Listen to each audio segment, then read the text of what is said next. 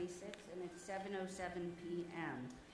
Adequate announcement is made that adequate notice of this meeting has been given and that it is being conducted in accordance with NJSA 10:4-6 at SEC of the New Jersey Open Public Meetings Act.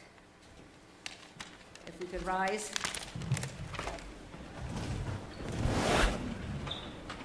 Join us in the Pledge of Allegiance, please. I pledge allegiance to the flag of the United States of America and to the republic for which it stands, one nation, under God, indivisible, with liberty and justice for all. Thank you. Is there anyone? Okay, sorry.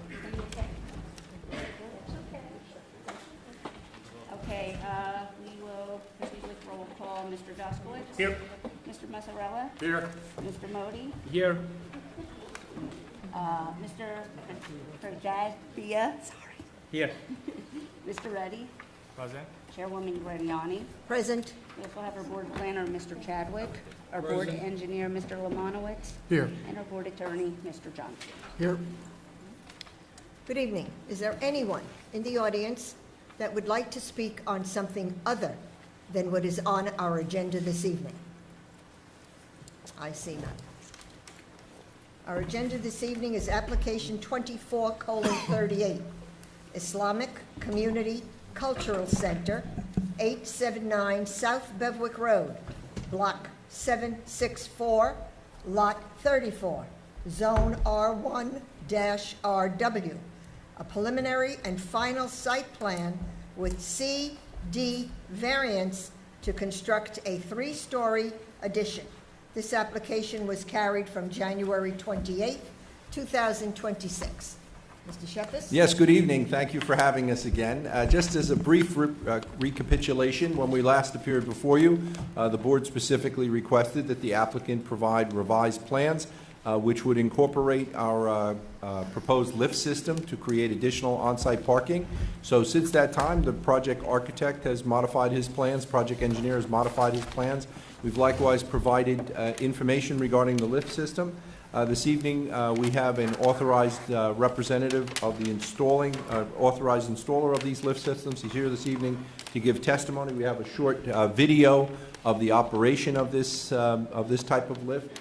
Now, because of the constraints associated with having a single-sided screen, we would like to show the video to the board first, and then we can turn around and replay it for the audience. It's just practically difficult unless we put it up here. I guess what we could do is we could put it up here on the dais, and then kind of everybody'd have to like turn their heads. How long is the video?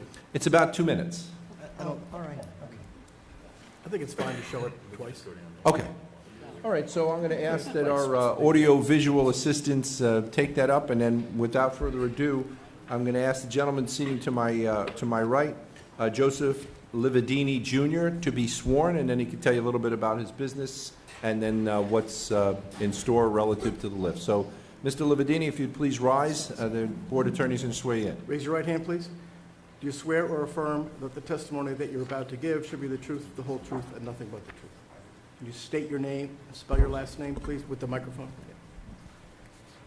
Joseph N. Lividini, Jr. How do you spell your last name? Lividini. Thank you. You can have a seat. Just make sure you use the microphone. Good evening, Mr. Lividini. I had introduced you as an authorized installer of the lift system, which is proposed in order to assist in providing additional on-site parking at this facility, subject to tonight's application. So why don't you tell us a little bit about yourself? If you could please explain to the board and the members of the public present as to what it is you've done for so many years and how it is that you're familiar with the lift that's subject to tonight's presentation. I've been an installer for about 15 years, maybe even 20. We do BenPack and several other types of lifts, but this is the top of the line lift out there is BenPack. Okay, and BenPack is the brand in which the applicant has submitted that would be utilized in this facility, correct? Yes. All right, so let's talk about what the lift is, how it works, and maintenance, and then likewise, any problems Mr. that you... Shepard, I see the video is playing, so I'm not sure you wanted it to play before Oh, you... yeah, you know what, maybe we can put the video on hold, and then from there, after Mr. Lividini, just give us just about a minute and a half. Okay, good. And is there any volume on that? Yeah, put volume. Okay, good. You don't trust me with that thing. So, Mr. Lividini, let's talk about a little bit of what goes into these lifts, how they work, and the manner in which they're installed, and any issues associated with maintenance, operations, and the like. The lifts are all made out of steel, electric over hydraulic pump that raises and lowers the lift, has an air-operated safety, that the lift cannot be let down without pushing the safety button. They lock as they go up every 4 inches with a double lock. So even if the power fails or the cable snaps, the lift cannot come down. It's a steel safety latch that locks into a hole in all 4 corners, and the lift can't drop. It can only drop 3 inches at the max if the cable snaps. They're very simple to operate. I put a lot in homes for the homeowners, you know.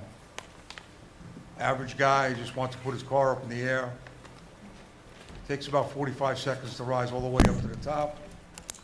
There's a safety at the top and it'll stop. It's basic. It's basic. They use them in gas stations, residential, all over. You know, this is a nationwide company, so we're actually based out of California. I've done a couple of hundred of them, so. Have you ever seen these utilized as additional commercial parking in a commercial setting? Yes, they use them a lot in New York City. Now, let's talk about the maintenance of a device like this. What goes into the maintenance? It's very little maintenance, got to be greased maybe once a year. Check the fluid and that's it. Unless there's a leak, you're not going to lose any fluid, and they very, very rarely leak. Now, let's talk about the fluid. What type of fluid is in them, and how does the lift work? Is it electric? Is it hydraulic? Is it a pneumatic lift? What is it? It's electric over hydraulic. It uses regular transmission fluid that's used in the average car. It holds 12 quarts. There's a safety reservoir if there's a leak, but it won't, if it leaks, it's just going to be a minor drip.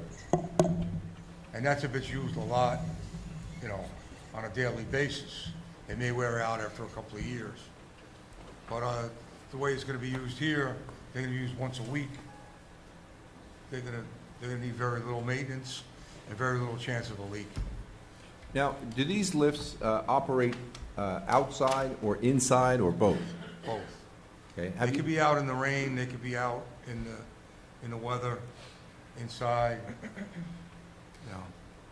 typical homeowner's garage, Okay, well, why don't we look at the video, and then I'm sure you'll be able to add some information to it.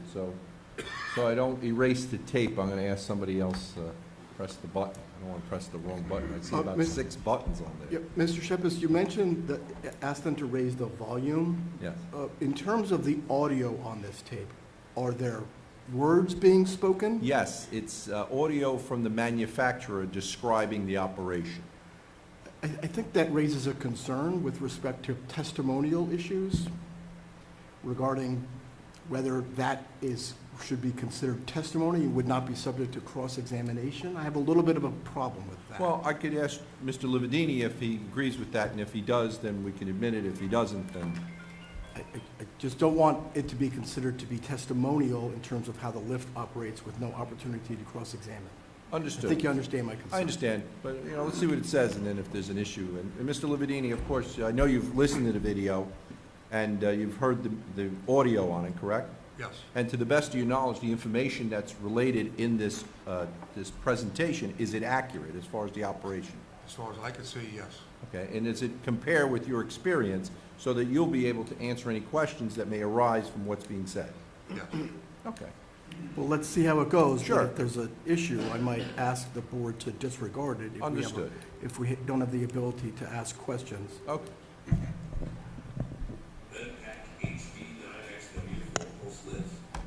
It's commercial quality lifts, perfect solution for car collectors, gearheads, car enthusiasts, and even commercial auto shops looking for a surprisingly affordable option for servicing and storing cars and light trucks. The HD 9 Series 4-post lifts are available in 5 different sizes to accommodate a wide variety of vehicles. And don't worry, they have all the features of bed-packed commercial 14 and 40,000 pound capacity. These features include removable closures. Simply pull the pin in their arm, or if you leave them on, the rollers at the end of the cars prevent them from parking up your expensive garage floor.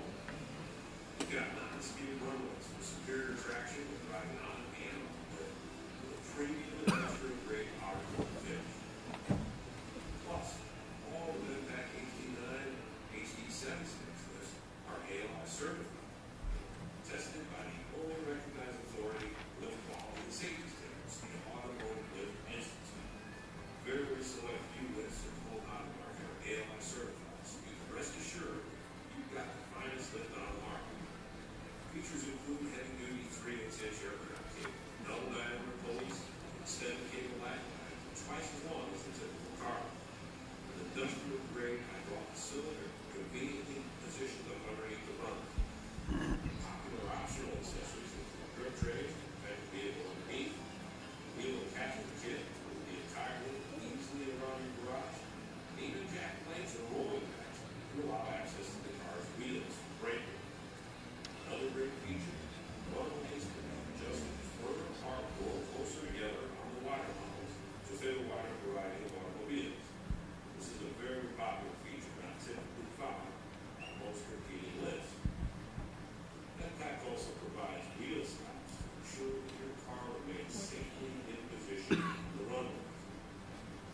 The HD9 and HD7 series lifts utilize a premium commercial-grade electric hydraulic power unit, and it's available in both 10 or 220 volts AC. Simply push the button to raise. Safety locks automatically engage every 4.5 inches. The ultimate lift when it comes to quality and safety. Maximum lifting height is 70.5 inches on standard height models, and 82.5 inches on the extra high level. That's to the top locking position. Average lifting time is 45 seconds. No competing lift on the market today offers greater comfort and safety features, period. These features include an internal ladder safety system, which is much more reliable than competing lifts with standard lock safety system. This allows you to adjust the locking positions of each column. The secondary slot cable safety system is another exclusive safety feature. Plus, the pneumatic safety locking system is much more reliable than the typical car lift lock. So if you're looking for the ultimate 4-post lift, true commercial features and quality, and the ultimate safety, look at back list of what you need. When you purchase from ASC, you'll be joining thousands of others. Trusted ASC for 20 years. One of the oldest and most trusted bed-pack distributors. We've got the experience and the knowledge to fit you with the right lift for your application. We have the reputation that others possess. So check out our customer testimonials, reviews, and pictures on our website to see why we're the top choice for over 20 years. We'll take care of your needs before and after. We'll get you arranged for delivery and installation if needed. All the way up to on-site warranty service if necessary, with over 350 service centers nationwide. So make the smart choice. Choose BedPack or choose ASE deals. Okay, now, Mr. Lividini, you heard the entire presentation on the video, is that fair? Yes. Okay. Do you attest to the truth of the statements that were made there, apart from like maybe the puffing associated with being the finest lift known to man or anything like that? Yes, yes. Any There facts is- contained therein that are not accurate? No, And you're prepared to answer any questions that may come forth relative to the facts that were elicited here? yes. Okay, now, I do have a couple quick questions for you. In your experience, is one of the purposes for these lifts to permit the parking of an automobile below it? Yes. Okay, so it's not just a matter of getting the car in the air to change the oil or something like that? No, a lot of people, that's why they buy them, homeowners, so they can fit a second car in their garage. Okay. And likewise, in the commercial applications that you've seen, have they been used in order to create an additional parking space? Yes. All right, now perhaps we can turn it and allow the public to see it. Would that be acceptable at this point? And then- Sure. Okay, so, and you know, maybe what we should do is we should put the microphone near it so that we get good audio on it if there's a tape. Yeah, that might be. Yeah.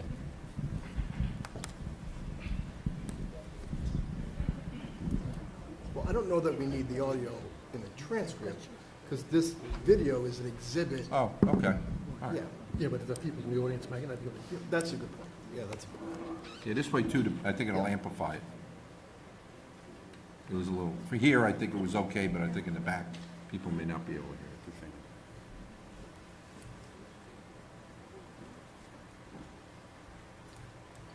If you'd set this up.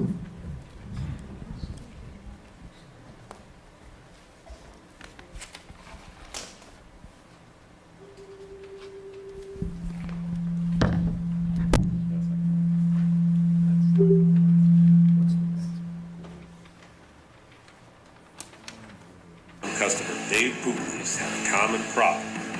He had numerous automobiles that he needed to service and store, but he didn't have the necessary garage floor space.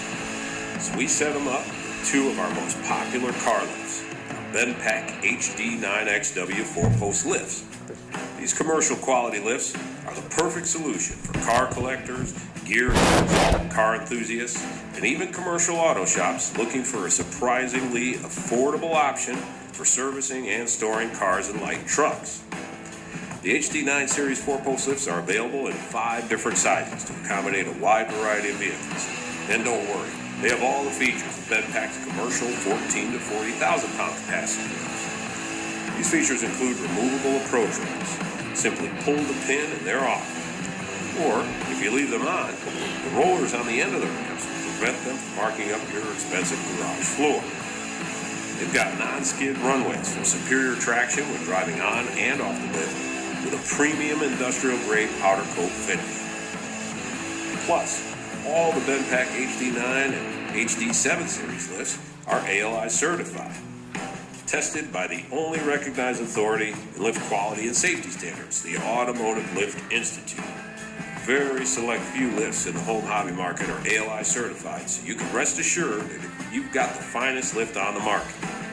Features include heavy-duty 3/8-inch aircraft cable with double diameter pulleys to extend the cable life by up to twice as long as the typical car lift, with industrial-grade hydraulic cylinder conveniently positioned up underneath the runway. Popular optional accessories include grip trays to protect the vehicle underneath, a wheel and caster kit to move the entire lift easily around your garage, and even jack plates or rolling jacks to allow access to the car's wheels for brake work. Another great feature, the runways can be adjusted further apart or closer together on the wider models to fit a wider variety of automobiles. This is a very popular feature not typically found on most competing lifts. Benpack also provides wheel stops to ensure that your car remains safely in position on the runways. The HD9 and HD7 series lifts utilize a premium commercial-grade electric hydraulic power unit, and it's available in 110 or 220 volts AC. Simply push the button to raise. Safety locks automatically engage every 4.5 inches for the ultimate lift when it comes to quality and safety. Maximum lifting height is 70.5 inches on the standard height models, and 82.5 inches on the extra high lifting models. That's to the top locking position. Average lifting time is 45 seconds. No competing lift on the market today offers a greater complement of safety features, period. These features include internal laddered safety system, which is much more reliable than competing lifts with the standard locked safety system. This allows you to adjust the locking height positions in each column. The secondary slack cable safety system is another exclusive safety feature. Plus, the pneumatic safety locking system is much more reliable than the typical car lift locking mechanism. So if you're looking for the ultimate 4-post lift with true commercial features and quality, and the ultimate safety, then the Benpack lifts are what you need. And when you purchase from ASE, you'll be joining thousands of others who have trusted ASE for over 20 years as one of the oldest and most trusted Benpack distributors. We've got the experience and the knowledge to fit you with the right lift for your application. We have the reputation that other distributors envy. So check out our customer testimonials, reviews, and pictures on our website to see why we're the top choice for over 20 years. We'll take care of your needs before and after the sale. We can even arrange for delivery and installation if needed, all the way up to on-site warranty service if necessary, with over 350 service centers nationwide. So make the smart choice. Choose BenPack and choose ASE Deals.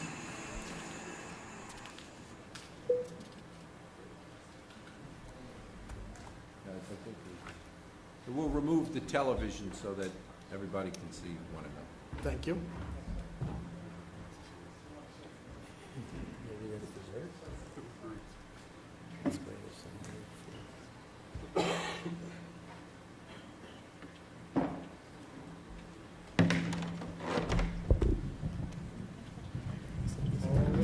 Where's the microphone?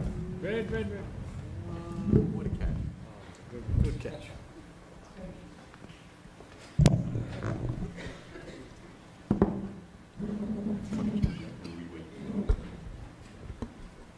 Okay, Mr. Lividini, I have just a couple more questions for you. In this particular application, there is a cross grade, albeit slight, at 3%. Is there any issue with installing these lifts on a cross grade of 3%? No. Have you done so in the past? Yes. Okay. Now, in addition, it is proposed to have a series of these lifts in a row so as to have them in a particular bank where the grade is the flattest. Is there any issue in installing them in a bank, i.e. 10 in a row or 12 in a row, or No. even 20 in a row? No issue at all. Have you ever seen that type of Yes. application? New York City, they do it all the time. Okay, now, in the tape, it mentioned that the maximum height of this particular lift was 70.5 inches, which is a hair shy of 6 feet. Yes. Now, in your understanding, will the standard passenger automobile fit below that type of vehicle at that height? Without a question. Okay, and likewise, what would you say would be the standard height that you would see in your applications as far as a vehicle that would fit under this lift? They're around 60 inches, something like that.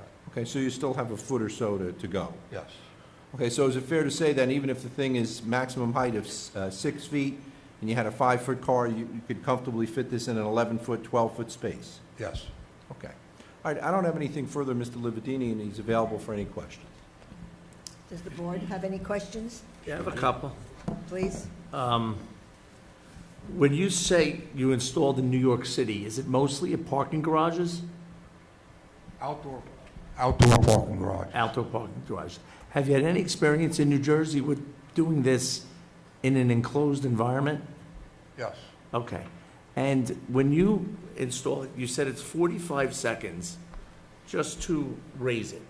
Yes. Okay, so first question is, could you put 2 Jeeps in it? Could there be a Jeep on the bottom and a Jeep on top under this structure?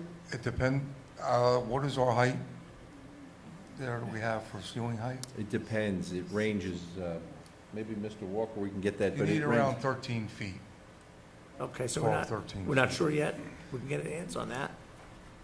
Excuse me? We'll get an answer on that?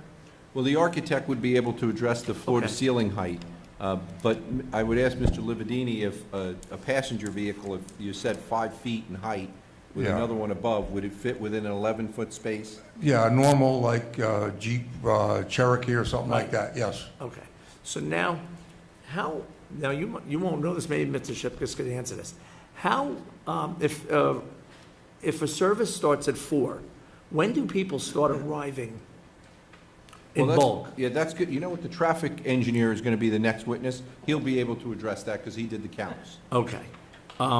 So there are 22 of these is that the? The plan shows 22. Okay. So in a perfect world, how often do the ramps have to move in They don't have to move sideways. well, they showed that they could be moved so that the different vehicle widths? Yeah, the standard vehicles fit, we set them at the widest position when we put them in. Unless you got a small, foreign car or something like that, then you would have to move it in. But the standard cars around 60 inches of wheelbase, 58, and they'll fit at the wide setting. Who operates it? Does it need to be an operator? Or does it, the guy who's going to pull in and use it, does he operate it? That's not the case here. I think they're going to be using just employees. They'll be operating the lifts. Okay. So my fear is this. Service is called for 4.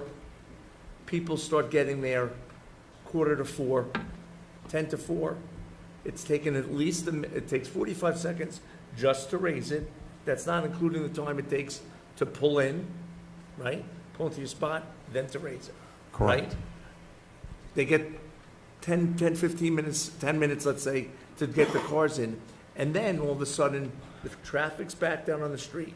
Or they don't have time and they start deciding they're going to go park on the street because they got to get in for service.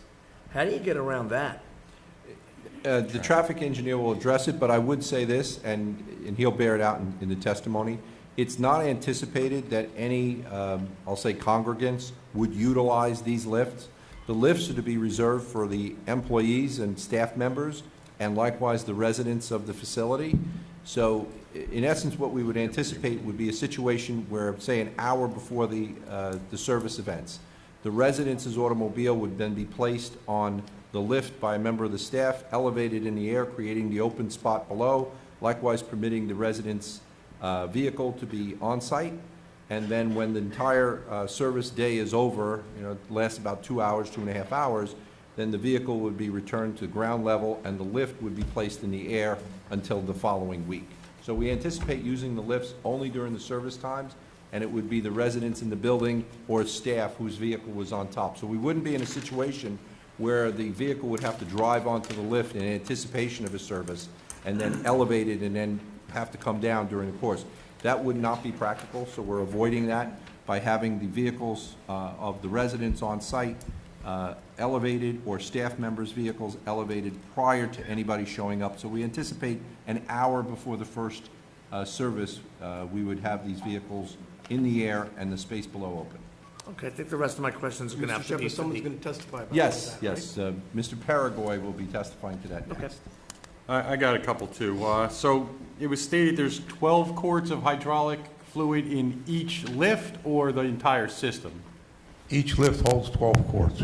Okay. The ramps that the car drives up on, I guess the yellow pieces that were added in that video, do they have to be taken off when that goes up? Only if you have to bring a tall vehicle underneath. They hang down just a little bit. Okay, so when it's not active, when you're not using them and it's up in the air, you leave? Yes. But if a They tall don't vehicle... hang down. They hang down almost level, maybe a 2 or 3 degree pitch Okay. when it's up in the air. So if a resident has a taller vehicle, then Yeah. that will have to be removed? Right. So that's, okay. And then they also said in the video that the lift itself is easily movable, so you could put it anywhere in your garage, move it Correct. around your garage. So if there's nobody home, nobody underneath it, nobody on top of it, it's easily, like, I mean, it says easily moved. Does that mean I could go pull it out and roll it away, or? They make a wheel kit for it. And is the wheel kit on there all the time, or No. you have to put it on to move it? Right, right. Okay. That's all my You- question. 2 guys can move the lift without a wheel kit. Oh, okay, so, Yeah. okay. If I need one, I'll go grab it. I'm good. I got a question. So, have you reviewed the parking spot sizes? Have you reviewed the parking spot sizes? Wants to know if you reviewed The size of the parking parking lot. spot sizes. Yes. Okay, so the lift that was shown, is it like good space, or does it? There's does more than that- adequate room to get on the lift. I'm sorry? There's more than adequate space to get in and out of the lifts. No Okay. problem. Let me ask this follow-up question, and I think this is where the board member's angling. Is it fair to say that this lift would fit within the standard parking space? Say Yes. even 8 by 16? Yes. Okay, how wide is this lift that you're proposing? I believe that lift is 9 feet. I'm not 100% sure. Okay. Outside to outside is 9 feet. Does that cut into the spot next to it? Like if you put That's 15 in a row, will it? No, we can overlap them, forward and back. so you don't lose any space. So it's not gonna cut any parking space if we install like this lift side by side? Yeah, like the average 15 space is spots? 10 feet wide, so you shouldn't have a problem. Okay, thank you. Any other questions from our board? Mr. Mlamanowitz? Mr. Lividini, a couple questions. In the video, and Mr. Shepherd was kind enough to give us the link to it, there's one image here that I'm going to show you near the, we're at 339, where the guy operating the lift is getting at something underneath. What is that? He's turning on an air compressor. These units, you have an air compressor to release the safety. Okay, so that's something else that have to be mounted somewhere near it? These units are going to come with a compressor mounted on them, Okay, so you won't be bending down underneath it. okay. You mentioned that they have to be greased once a year? It depends on how much use they get, you know, and the quality of the grease that somebody uses. Okay, well, I went to the website, and it says that the required monthly maintenance for the 2 and 4 post lift is lubricating the posts. So are you saying that it's not monthly? Unless they're getting used all day long, every day, yes. But if it's just a homeowner's garage, or the way this is gonna be once a week, I can't see where it would need that much service. Okay. It's Do you, for the do you residents have and the the model employees. number of this, what's proposed here? It's an HD 9W. HD9W, okay. Because the video we have is for a HD9XW and an HD7W, so that video is not, The 9W is a 9,000-pound lift. okay, but the video is 9XW. That's probably the wider lift. Okay, and what's the inside dimension of those posts? I'm not sure of that. I'd have to look at the catalog. Okay, because there were images on the plans here, and the outside dimension, I believe, was 8 feet 4 and something inches, which scaled the inside to inside at 7.5. Does that sound about right? Sounds about right. There's usually about 4 or 5 inches of clearance on the mirrors on both sides, on the average car. Okay, because if it's 7.5, if it's 7.5 foot wide, I always go to a Toyota Camry because it's the most popular sedan sold, and that style, I'm guessing, is also popular. That's general size, and that car is a little over 6 feet. So if you have a 6 foot wide vehicle in a 7.5 foot wide space, that means you've got 9 inches from the car to the post. The W is the wide one, so it's probably going to be wider. Okay, well, the plan is showing the outside to outside is 8 feet 4 inches. So how big are the posts? 6 inches. So it's 7 feet 4 or 5 inches. So it's about 7.5 feet. So my question is, if the car is perfectly centered, the 6 foot wide car is perfectly centered in the 7.5 foot wide opening, you've only got 9 inches to squeeze between the post and the car. No, that's not correct then. The dimension might be wrong on the lift, on the drawing as far as I can see. Because we have 9 foot spaces. So 8.5, 8 feet 4 inches, whatever, that'll fit in the 9 foot spaces. Yes. But if you're saying it's wider than that, then it's not going to fit. I'd have to see the specs on the lift to look at it. Can we take a moment and take a look at the specs on the lift? Sure. Sure, if you have that, Mr. Shippers. I'll try to, I know I saw it in the plan somewhere. I have a question. I'm going to ask it. They want 28 apartments, correct? They're putting 22 pieces in this lift. It's for the employees, the staff, and the residents. Is that something you have with you? Okay. Is it on the What- plan? Yeah, it's on the architectural So then plan, there's so only if 6 spaces Tom left has it there, of this we can lift borrow his unit. plan, or... They're only expecting 6 pieces, 6 people to come in from outside. I think it's actually the engineering thing that showed the out lift, I'm not sure. Well, that's what I'm gonna ask that, I'm gonna ask. Yeah, the architect, the engineering Because plan, then, sheet yeah, 3 okay. says the stacker spaces are 16 feet 8 inches long and 8 feet 4.5 inches wide. So if you're saying each post is 6 inches, then you lose half and half. So that's 6 inches less than that. So it's like 7 feet, 10 inches left over. But still, again, you've got about a foot to squeeze between the car and the post to get out. When you say squeeze, why don't you explain? Posts at either end, so when you're getting out, you're removing. Yeah, the door opens wide. Okay, well, the elevation view on the architect's plan, Can the witness just hold the mic up close when you talk? Make sure the mic's close when you talk, okay? Thanks.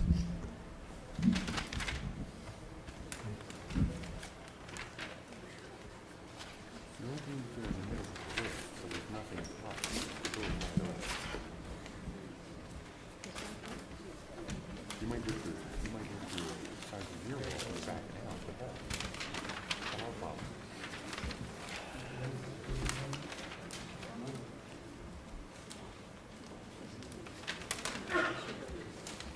sorry about that, I'm trying to find it.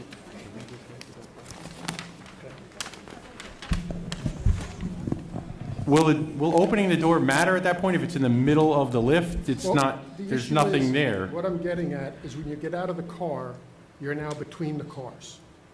But when you go to walk out, you've got posts to your spot and the spot next to you that you've got to get around with the cars in. Gotcha. You could walk under. The 6 feet. Right, but if there's a car on top and bottom, and a There's still car on plenty of top room and to bottom walk next out. to you, how are you going to get out?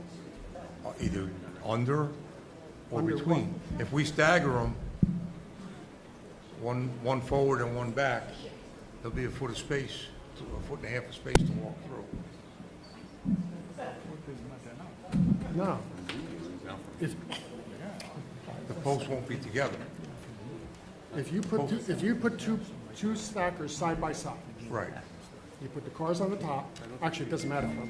You put two cars on the bottom. You get out. So now you've got about a foot between the post and your car, then you got the next post, and you got another foot between that post and the next car. How do you get out? You can put one lift forward and one lift back, so you have more room. Microphone. You gotta hold the mic. One lift forward 2 feet and one lift back 2 feet, so you have room to walk in, to walk out. Is there room to do that? Are Yes. the posts adjustable? No, but So you the- could set the lift up so that they're not right next to each other. But if all of the lifts are in the same location under the building, you won't be able to stagger it like you just suggested, correct? Yeah, they're not showing staggered on the plans. Well, you may have. Okay.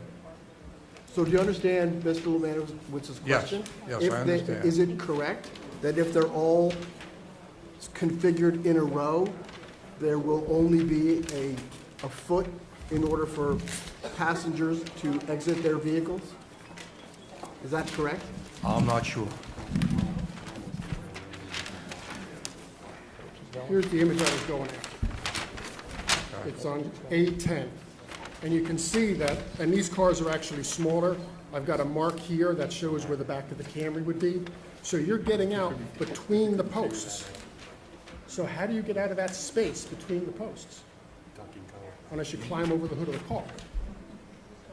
We had to put one lift forward and one lift back then. That's not how it's shown on the plan. They're all lined up perfectly straight. Or you will have to walk underneath. Walk underneath what? There's plenty of room to walk. Microphone, make sure you use the microphone. All right, I'm just not seeing Yeah, how, there's plenty of room to walk through. I don't see it. I mean, I'm looking, going by the dimensions. If you've got those two 6-inch square posts with some space between them, that takes up a foot, and then you've only got the little bit on either side to get to the car. How are you going to get a person through there? Plus, the lift pieces itself, there's, there's the base to the unit, with the bolt sticking out. You're trying to squeeze through a narrow space, not trip on the bolts, and I'm just curious how that works. When you have installed these on prior occasions, have you Yes. installed them right next to each other? Yes, And when you have done that, have you had to stagger them front to back? You don't have to, because if somebody puts it in their garage, they usually don't have that much room. So, But have you installed them in an application like this, where they're installed directly next to each other? no, there's usually a space. So there's usually a space between each lift when you have installed It's more gotta than one lift. usually leave a foot of space. In your We don't have a prior, foot of space, I'm not sure how they drew it out. I didn't see the plan, so I'm not sure how they drew it out. so in your prior instances where you've installed multiple lifts, you've left a foot of space between each lift. Is that Yes. correct? Yes. Okay. Now, just so we're clear, the lift itself is 4 posts. It doesn't have a rail on the bottom. Right. So Right. the posts are on the nose and the back end, correct? Correct, So it's completely open between the 2 posts. correct.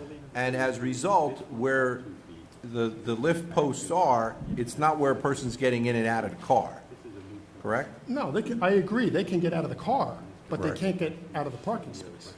All right, so how wide are the posts based on your understanding of this particular lift? How far, or how wide is the opening between the 2 posts?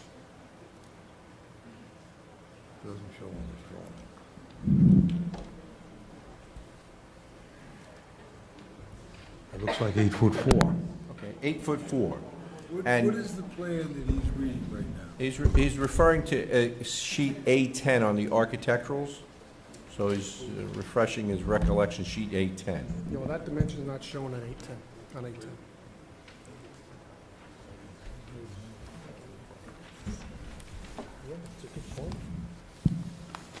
And just to, like I found it on the video, if you look here, look where that car is and look where that post is. How is somebody gonna walk between that car and that post?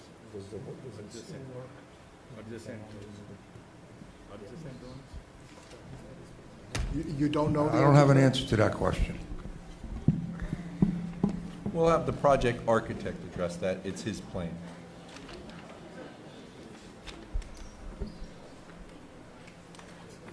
So you said the architect is gonna have an answer for Mr. Romano? It's his plan, so he'll have an answer for that. When these are shipped, are they shipped complete, including the fluids? No, Why aren't they shipped with the fluids? they're not assembled. They have to be assembled on site. Right, but you don't include the fluid with the... Excuse me? When you ship everything, you have to go out and buy your own fluid, is that the deal? Yeah, we have to buy our own fluid, yes. Okay.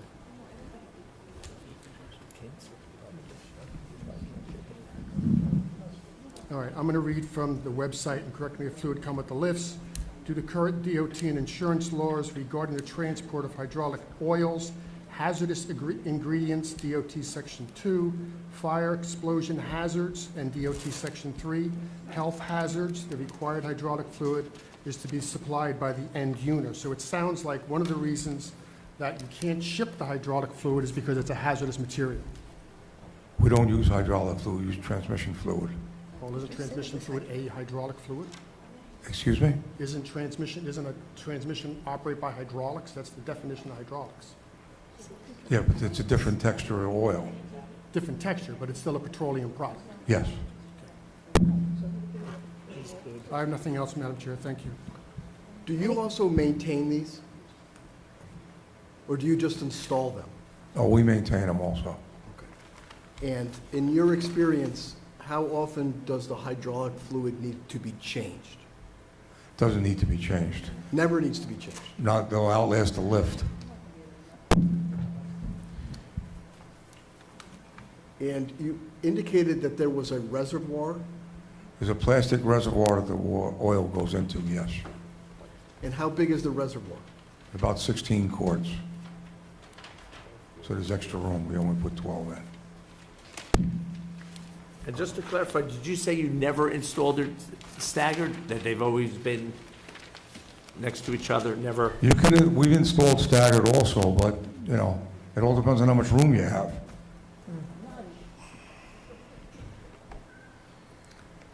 I have a question. You mentioned that there would be 22 units of these staggered spaces. We have 28 apartments that are proposed. You said the units would be used for employees staff, and residents. Yeah, that's going to come out through the traffic engineer. My question is, I'm not finished. My question is, if it's 28 apartments and we only have 22 lifts, there's going to be 6 spaces left for the congregants when they come to a meeting. Where else are they going to park? They're going to be parking elsewhere? The traffic engineer is going to address that. Thank you. Are there any other questions from our board? Yes, the drawing A10 shows the maximum height of 5 feet 10 inches, while you said the average height of Jeep is 6 feet. How it's gonna fit? They're going to be putting passenger cars in here, as far as I know, and small SUVs, not large SUVs. But we really don't know what people are driving. They're going to drive what they drive. That's a question for you to answer. Okay. If you don't know the answer, okay, you can just say I don't know the answer. I don't know the answer. Okay. Any other questions from the board? You have anything else, Mr. Shepherd, before I? No, it's, he's available for questions from the I public. have one quick question. You talked about is it an accessory that catches drips from what? The car that's being lifted or from the apparatus? He mentioned, during the course of the video, it mentioned that you could buy an accessory pan for the vehicle. Yes, there's a plastic pan that's for the cars. So when the car is up in the air, it won't drip on the car on the bottom? Correct. How about the hydraulics for the lift system itself? Is there any containment? There's no leaks, no. Huh? They don't, unless there's a problem with the lift, there's nothing dripping out. Now, if there is a problem, there is, rush around and clean it up, I The guess. pan will catch whatever What leaks pan? out of the lift also. What pan? There's a pan apparatus that goes with the lift? It's an option for the lift, yes. Is it shown on the plans? Is it shown on the plans that were submitted? I don't believe so. They I'm were not not on the sure. plans. That option was not just depicted on the plans. It's not on the plans, okay. Is the pan you're talking about the pan This that would- catches the potential drips from the car above, or catches leaks from the hydraulic fluid? It catches all the oil that drips out of a car, the pan will catch. Not potential leaks of hydraulic fluid? No. And there's no pan for hydraulic. If it leaks, it leaks. There is an option for that also. And that's what is not shown on the plan, however. It is not shown on the plan we received, as far as we know. I'm not aware of that.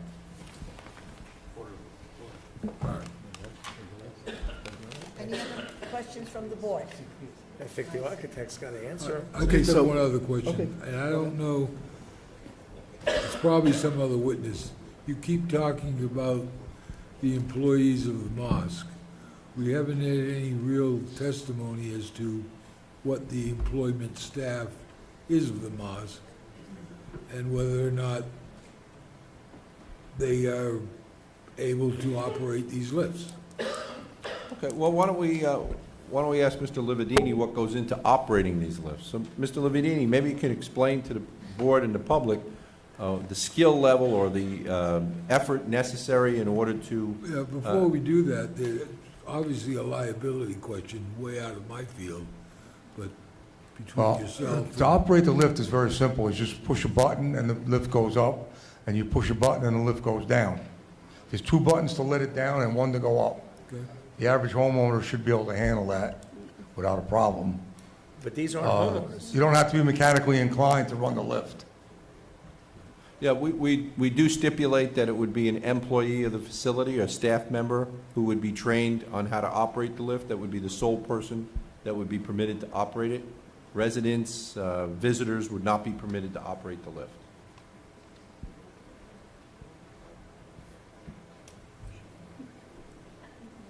Residents would not be permitted. Would not be, only a staff member. And we anticipate using them only on the days in which there's services. Somebody's going to Fridays. explain the staffing then of the mosque, as it relates to this at least. Yes. Yes, we'll have a witness that'll testify to that. So if you have a function other than the religious service, then they'll have to have people there for that day too, right? Correct, correct. So it's not just the service, it's any time there's an event. That's right. If there's an event and they need the additional parking, then there'll be somebody on the staff that would operate the lift. And it would be anticipated that the vehicles would be on the lift an hour in advance of the actual need. The purpose is to create additional spaces. And I'm assuming there's like a key to get it, you have to turn it on with a key, so nobody can just go press the buttons? When we install them, we're gonna have a lockbox on the operation switch. Nora, would you please note that Member Betty Lou DeCroce is present? Thank you. Anyone else have questions on the board? Okay, at this point, you have another question, Mr. Shepherd? We have one more, Mr. Lemanowitz? I have just a comment at this point, because, you know, we were looking at this, and Mr. Lividini in the testimony seems to have confirmed some things. The property is located within a Tier 1 wellhead protection area. Under that, it is not allowed to have a use that has either a minor or a major potential pollution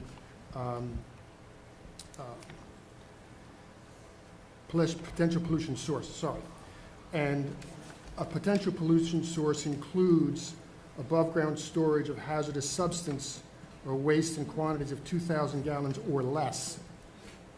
Under the ordinance 430-319, hazardous substance is defined as substances listed included petroleum or petroleum products.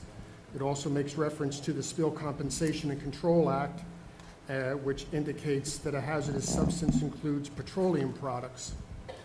Again, I read from the website, and it indicated that it's not shipped with fluids because the fluids under DOT Section 1, DOT Section 2, DOT Section 3, that petroleum products, that the fluid, the transmission fluid, hydraulic fluid, is hazardous. So given that, the wellhead protection ordinance also says the use limitations noted herein shall be noted as limitations stipulated in the permitted list of uses in each zone. So because this is considered a minor potential pollution source in a Tier 1, I believe that having those lifts requires another D1 variance. Now, let me ask you this question, and I read your ordinance and I have it in front of me, and it has the list of what a minor PPS includes, and it references the fact that above-ground tanks with 2,000 gallons or less, and then it has a reference to conditions under subsection C, and then it gets you into the best management practices as to containment and the ability to prevent any kind of discharges. So you tell me, isn't it fair to say that these type of, reservoirs, if they don't leak, then don't constitute the hazard that the ordinance is seeking to prevent? No, I believe it says the fact that you're storing 66 gallons of a hazardous fluid on site is a violation of the Wellhead Protection Act. Even if it says that up to 2,000 gallons could be exempt? Not hydraulic fluid. It talks about heating oil for, but it doesn't talk about hydraulic fluid. Is there a difference between hydraulic and heating oil, Mr. Lividini, as relates to the care of it or the storage of it? I'm not aware of that. Well, I would think if I put transmission fluid in my furnace, it's not going to like it. I understand, but I meant as far as the substance is concerned, as far as propensity to leak. And then also, under ordinance 430-275U, other use of off-street parking spaces prohibited. No off-street parking space or loading area shall be used for the servicing of any equipment. So you're not allowed to service this. That would be a C variance, I would guess. but that's another variance that's going to be required. So that means you can't service any equipment in this zone. So if you have an elevator, you can't service it. And if the elevator's in the parking lot, you can't service it, but most elevators are inside the building. And if you have a generator or auxiliary generator, you can't service it. It says in the parking lot, not on the site. I know, but if I had an auxiliary generator on the side of the building in the parking lot, I couldn't service it. It says in the parking lot, you're not allowed to service equipment. I understand your point. That's all I have, Madam Chair. Okay, at this point, we would open it up for members of the public to ask questions. As we've done at prior meetings, we're going to let Mr. Mills, who represents some of the neighbors, ask his questions first, because he may ask questions that you all have, and then we'll open it up to members of the general public. Mr. Mills, you want to Thank put your you. appearance on the record? Yes, good evening, John Mills, an attorney in Morristown, New Jersey, continuing to represent the Cret and Trivedi families. As always, thank you for your time. I know it's become very time-consuming and somewhat tedious. The board has covered most of the questions that I had, but for the witness, sir, can you please tell me what the dimensions are of the support structure? I'm unclear after we seem to have changed distances.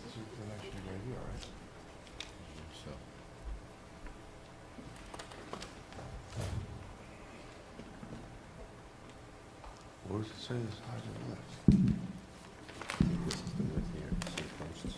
the lift? 8'4". It says 8'4.5" in width. 8'4", and the length? Length is 22 feet. Is that a fixed Overall length of the dimension? lift is 22 feet. Is that Excuse me? dimension adjustable or is it fixed? That's fixed. Are any of the spaces that are proposed to receive these lifts, those spaces that include the support columns for the building? I'm not aware of that question. I don't know what the dimensions of the building are. I don't have the columns or the dimensions of where the columns are going to be. It was laid out by the architect to make sure they're going to work.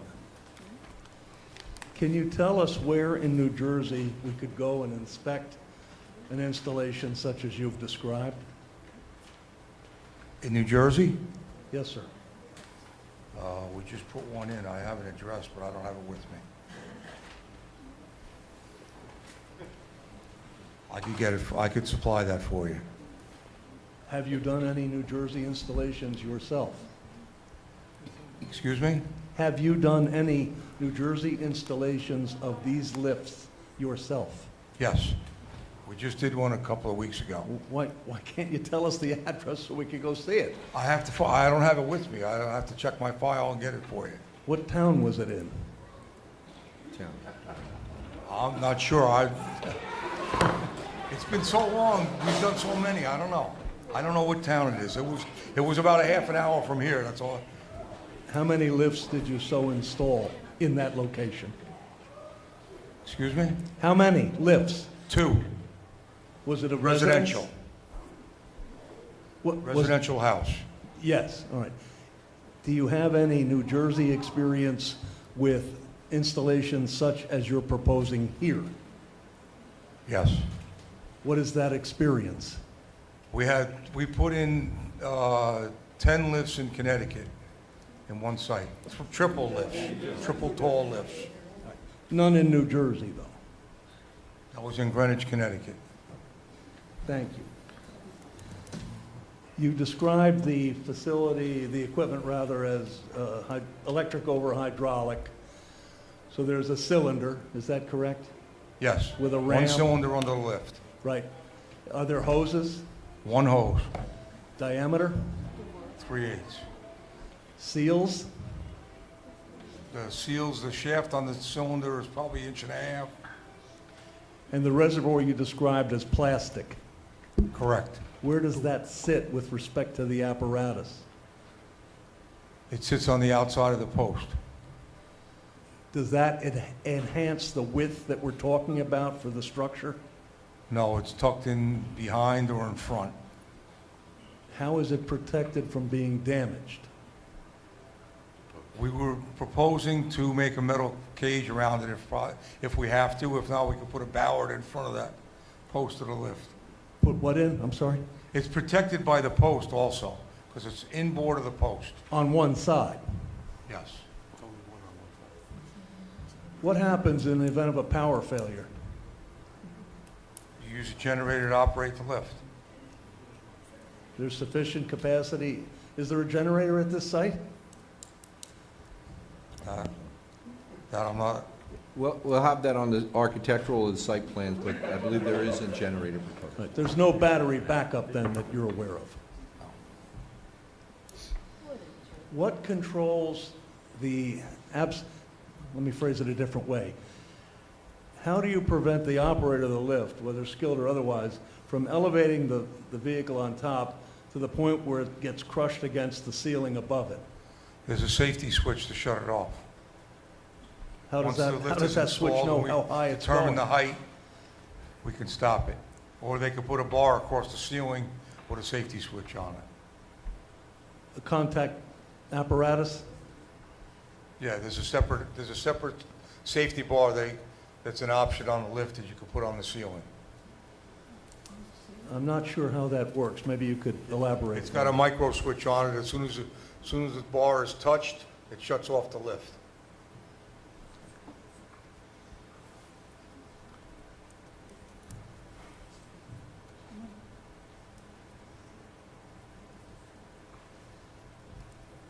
The installations where one would find these lifts, like a home, for example, or a parking garage, would have essentially one or two operators only at each location. Is that correct?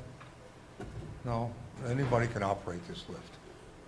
Right, but if I had one in my home, or two in my home, and I needed to get at the car that was on top, I don't have to go find a third person to get the bottom car out and then lower the top car, right? No.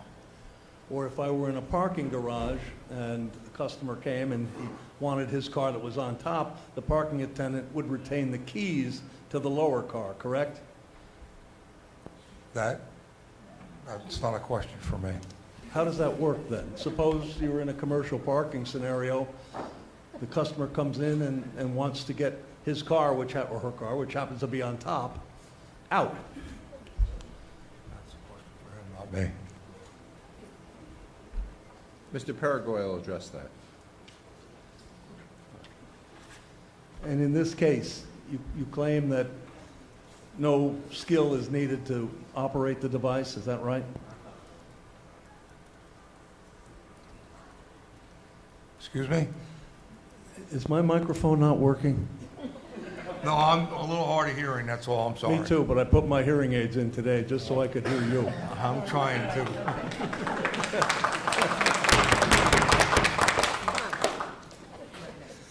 I'll repeat myself.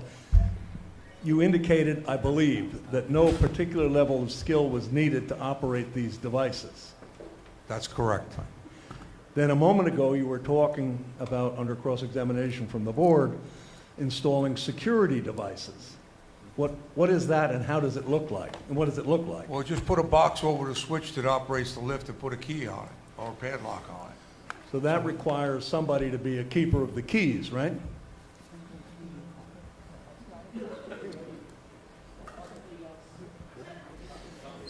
You displayed some ramps in the video, and the ramps attached to the upper lift carrier, is that correct?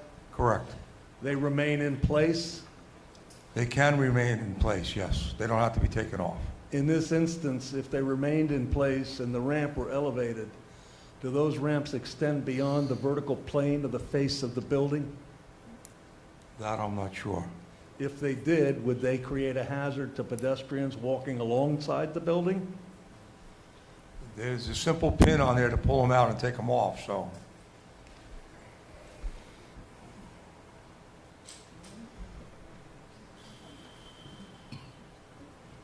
How much space do we have? It's a standard parking space. In the event one or both of the vehicles in a particular storage unit caught fire, how does the fire department access the site to, or access either of the vehicles to put the fire out? The same way they would access if it was on the ground. The car's only going to be 6 feet off the ground. Yet if it were the upper car that was on fire, and it's up against, the upper car is against or near the ceiling, the fire company would have to somehow find a way to remove the lower vehicle first, right? Yes. Okay, all right. Thank you for your indulgence. At this point, if there are any members of the public that have questions of this witness on the testimony that he has given, please come to the microphone. Remember, this is for questions only, not comments either in support of or in opposition to the application.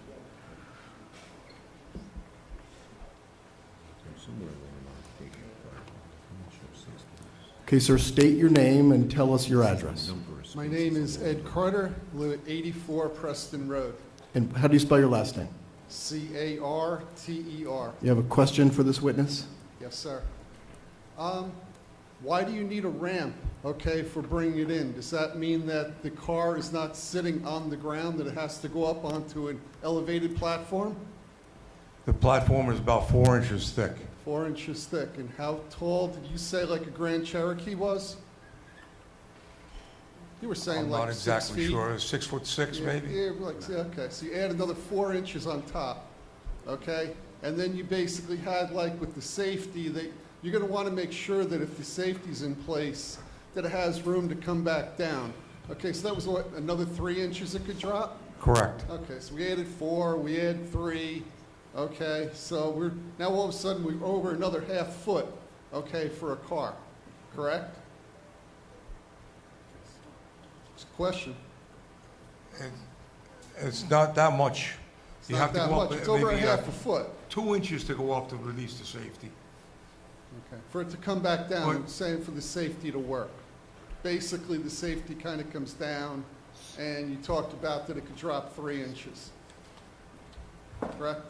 You Yes. also said that normally when you put this in, okay, that it's in a place where it's over 13 feet tall, okay, for 2 cars.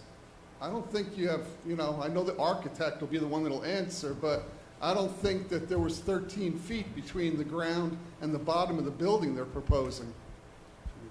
Right? But you still stick to, it's gonna be over 13 feet that's needed for 2 cars. That's an average. That's an average. We have to do worst case here. We don't get to do minimums. Everything's designed for worst case analysis.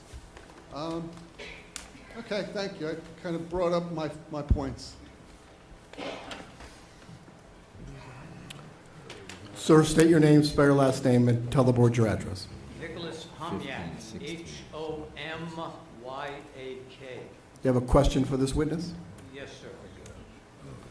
Is there a reason why your video did not show a 2-vehicle operation or any aspects of an example of the machinery being maintained, greased, and like a common route that you would look for? You said it leaks rarely. So is there any reason that film just showed somebody's $1 million home and they got nothing better to do with their garage than to store some vehicles? We put these lifts in all over the place. I've changed one piston. The video, is there a reason why the video did not show the application for this site, a 2-vehicle lift? It showed 1 car going up, and everybody was happy. I don't have an answer to that question. All right. So,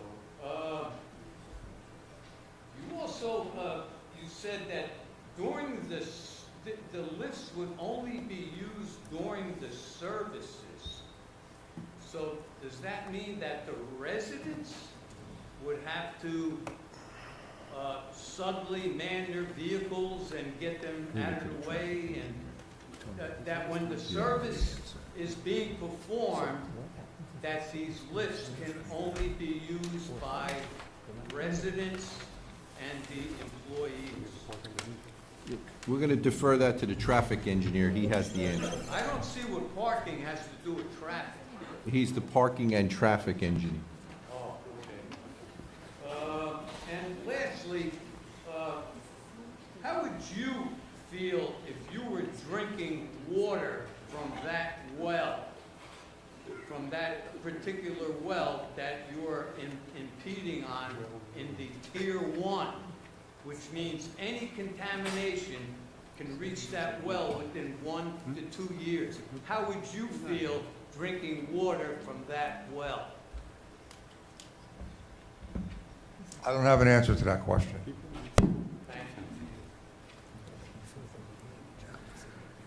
Can you please state your name, spell your last name, and provide the board with your address? Mady Erickson, Erickson, 906 South Beverwick Road. You have a question for this witness? Thank you for your time, I really appreciate it. My question is having to do first with the 22 spaces, I think. I just want clarification to understand it in my head. That means there's 11 spots, and then there's a lower and upper and lower and upper. Is that how that works? There's proposed to be 22 lifts, so it would be 22 spaces that would have an upper and a lower. So that means 44 spaces. It means that there's 22 lifts that would generate 44 spaces. Spaces. And would all those be in the parking, under the building? Correct. Okay, all right, okay, so now with that understanding, thank you very much for explaining that. I did a little bit of research about EV cars because a lot of cars are now going electric. And the requirements are a lot more stringent because of the whole battery exploding kind of thing. One of the things that I saw with enclosed lifters in buildings where there's more requirements for fire suppression and fire control. Also, there's requirements for distance above the car for possibly an EV car burning up or being hot. And so my question is, have you guys considered that or looked into that? The fire official made a recommendation, which we agreed to adhere to, that no EV vehicles be, I guess, charged underneath. I mean, we can't stop people from parking there, but we would not permit EV parking on top of the lift. Okay, all right, thank you. Sir, can you state your name, spell your last name, and provide your address? Sure. My name is Samir Rana. My address is 143 Carlton Drive. How do you spell your last name? Rana, R-A-N-A. So I have two questions. The first question has two parts. That's again in extension with fire hazards and concerns around fire hazards. So this is unprecedented. I have lived in Parsippany for 25 years, and this is an unprecedented, parking arrangement, parking lift. As someone prior to me asked you, we have literally no precedent from you having executed a project in New Jersey. So much less this zoning board, with due respect, and I have the highest regard for their knowledge and expertise, but they too don't have any experience in approving this project. Let's assume the 2 or 3 speakers who raised the concerns about fire, if indeed there were to be a fire, and let's say I had a family, I had parents who'd been living upstairs, who had not been having any cars, by the way. If for some reason, there would be loss of life, would I be able to sue? Who would be liable? Who would I be able to sue? That sounds like a bar exam question. That's what you've brought us to pass off, right? I'm not sure that this witness is qualified to give a legal opinion. No, what I'm saying is have you considered about the liability aspects, and don't you feel this board is assuming a risk and a liability on the behalf of the entire township by approving this parking arrangement? There's an architect who will give testimony as to the building code requirements and fire safety specifically. So your answer is that this witness doesn't have that information, but we have a witness who does. Okay. So the second question is, you just talked about there's a pin that can be removed off, anyone can operate, but I would take an exception, all the lifts and all the installations, I'm assuming you must have done in New York City. That's the only place I've seen these parking lifts, by the way.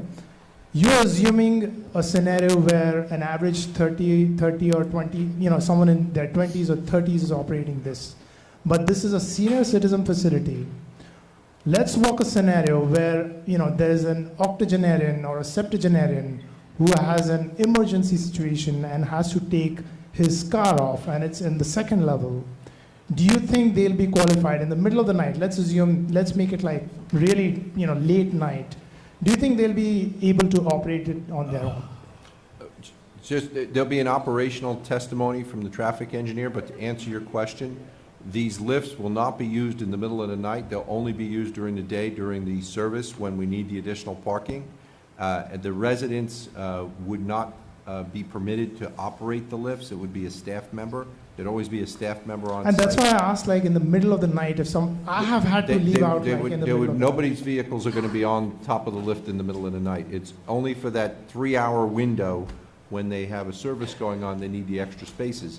So to answer your question, the lifts will be generally in the air.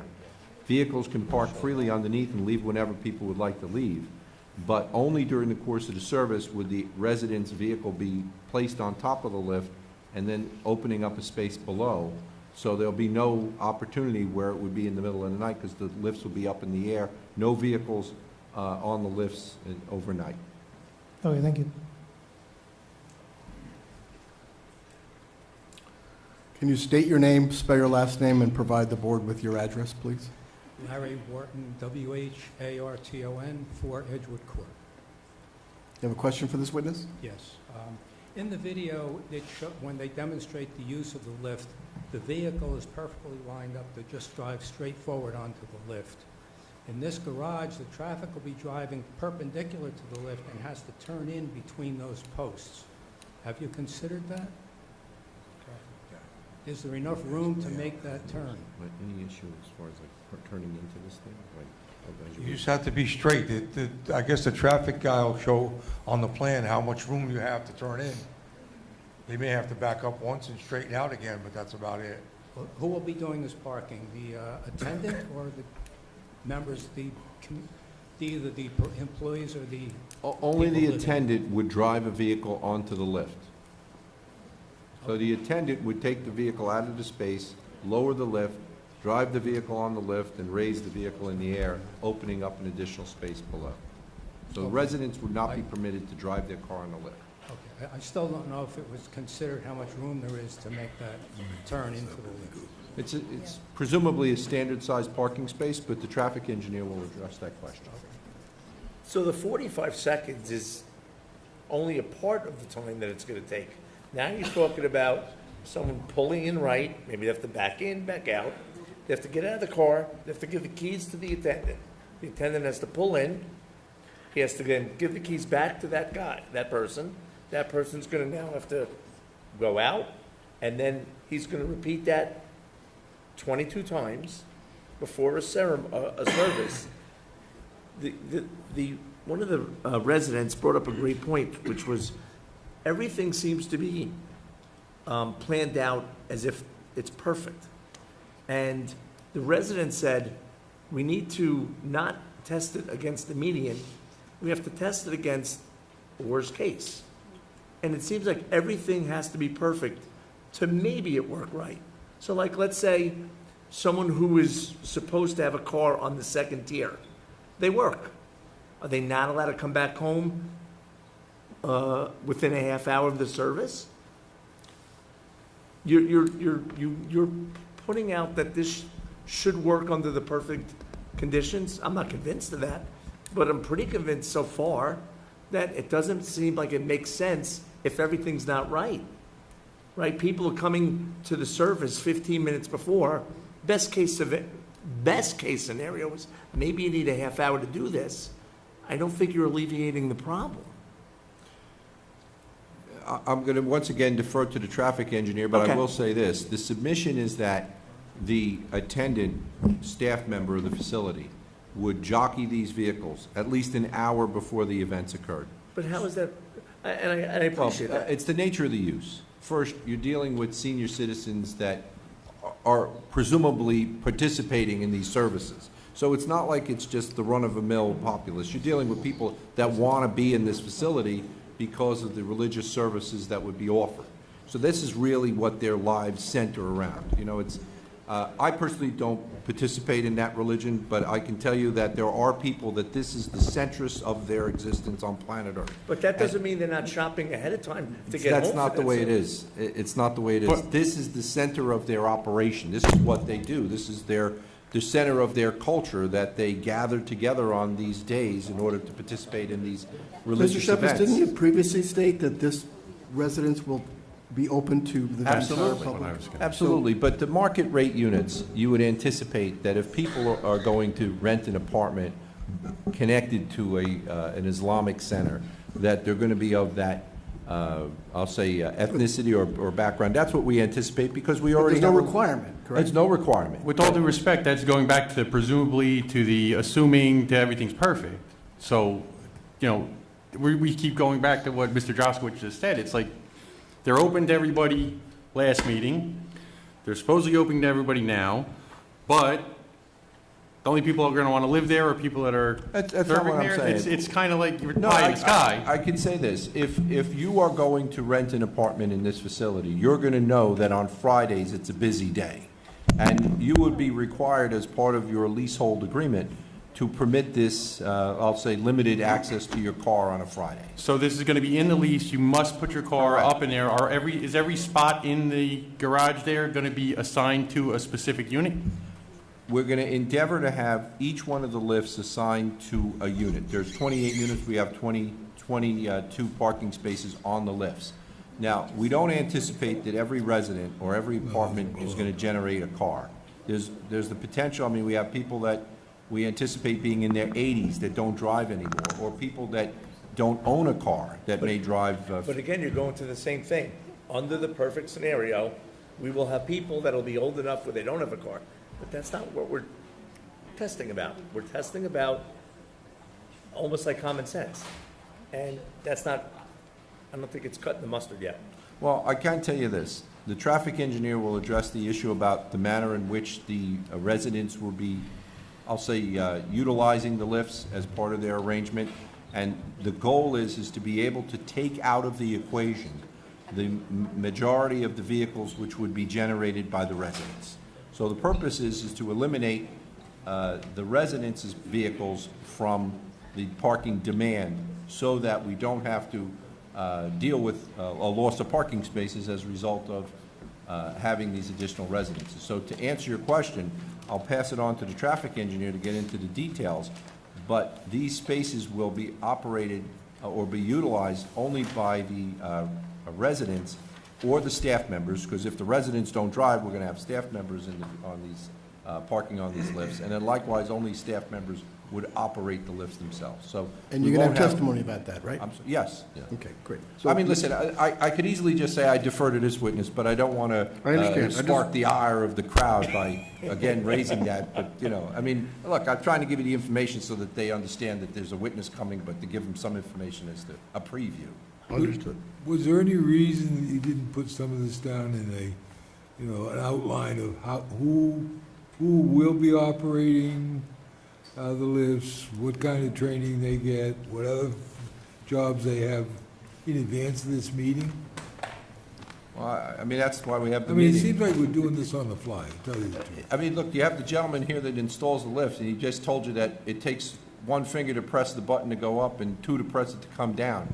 So there's no training necessary other than somebody knowing how to press a button. So the purpose of his testimony. That's all well and good. They don't see well. Whatever happens, they push the wrong buttons, crushing somebody else's car. It's going to be a staff member from the facility that's not 80 years old that's going to be pressing the button. So, you know. Pulling the car into the ramp. Yes, it'll be a staff member that'll drive the vehicle. Make sure they know how to drive. Well, it's a staff member that'll be driving the car into the lift. It's no residents will be driving on it. There's going to be a person 24 hours, They're only going to be used Friday afternoons. excuse me. The lifts are not going to be operable? In off hours, which is every other day other than Friday afternoons, The lift will be in the air, and the parking space below will be readily accessible for whoever wants to use it. The lifts will only be used at the peak parking time. So if you were to go by the facility any day other than Friday afternoon, right today, you would find 3, maybe 4 cars parked in the lot. So it would be the Friday prayer service and other events. That's I right. assume. There's no need to use it at any other occasion. But we have 28 apartments. So Correct. let's assume there are 28 people, and each one of them are driving a car, regardless of their age, Correct. whether they're 60, 80, regardless. So they're only going to be used, Yeah, because the lift will be up in the air and the parking space below will be open, so they can park underneath the lift. if but they they're want. not going to be parking their car, you just said. You said No. there is going to be an attendant or a staff member that will be parking the cars for them. Only on the day when there's the peak parking demand, like the Friday afternoons. So That's- then the staff member will not be there other than on peak hours and on a Friday. Correct, because there's no reason to use the lift. You have to put into the equation, like the resident asked about the EV car. Microphone. We received a report from the fire official. Initially, he wants no EV charging under the building, which we agreed to. It seems to be a common request throughout the state. And then likewise, we would agree that there would be no EV cars either on the lift or under the lift, for the reasons of concern of, I'll say, ignition. But you can't guarantee that. Well, we're going to operate the lift, so we'll select who parks on those lifts. So as relates to a resident with an EV vehicle, if there is such a resident, they'll be assigned a space somewhere other than under the building. Just a question on that. So if the resident's car is up on the lift and a person attending the service is an EV, who's going to stop that person from parking underneath the car on the lift? Right? We would have to, if that's a concern, and I don't know whether it is a concern, but if it is a concern having EV vehicles under the building or under the lift, we would then have a policy where we wouldn't have EVs under the lift. I mean, if it's a concern. I don't know if it's a concern. Now, and again, I was writing, so if I misheard, I apologize. Did you say that the residents will have reserved spaces in? It's anticipated that the residents would be parking, or their vehicles would be parked on the lift during the course of these services. So for that reason, it would make sense to have a reserved space. We don't anticipate that the residents would generate that many parking spaces, i.e. 22. It depends. Maybe they will. Maybe there will be a demand for 22 spaces. If there are, then we'll endeavor to assign those spaces to the residents so that those spaces could be easily controlled. So if a resident goes out Friday morning, gets caught in traffic coming back, the first service on Friday started, their lift space is up. There's a person attending the service underneath them. Where do they park? They'll have to find another space in the lot. And when they do calculations, it's like RSIS, I guess, or whatever, they're not saying it's 1 car per. There's always 1 point something car. So there are going to be some of those units that have 2 cars. Correct. Okay. I'm not trying to limit the demand to 22 spaces. I'm just trying to explain how it is that we're anticipating assigning these spaces so that we have I control. get that, but we're just trying to run through the maturations of what reality is going to be on the ground. Okay, ma'am, I believe you might have a question? Yes. Can you state your name, spell your last name, and provide your address, please? Yes, my name's Kimberly Lijo, Lijo. I live at 33 Schuyler Street. So you said that these lifts can be moved, but I also know that lifts can also be bolted to the ground. In what configuration are you planning on installing these lifts, bolted or freestanding?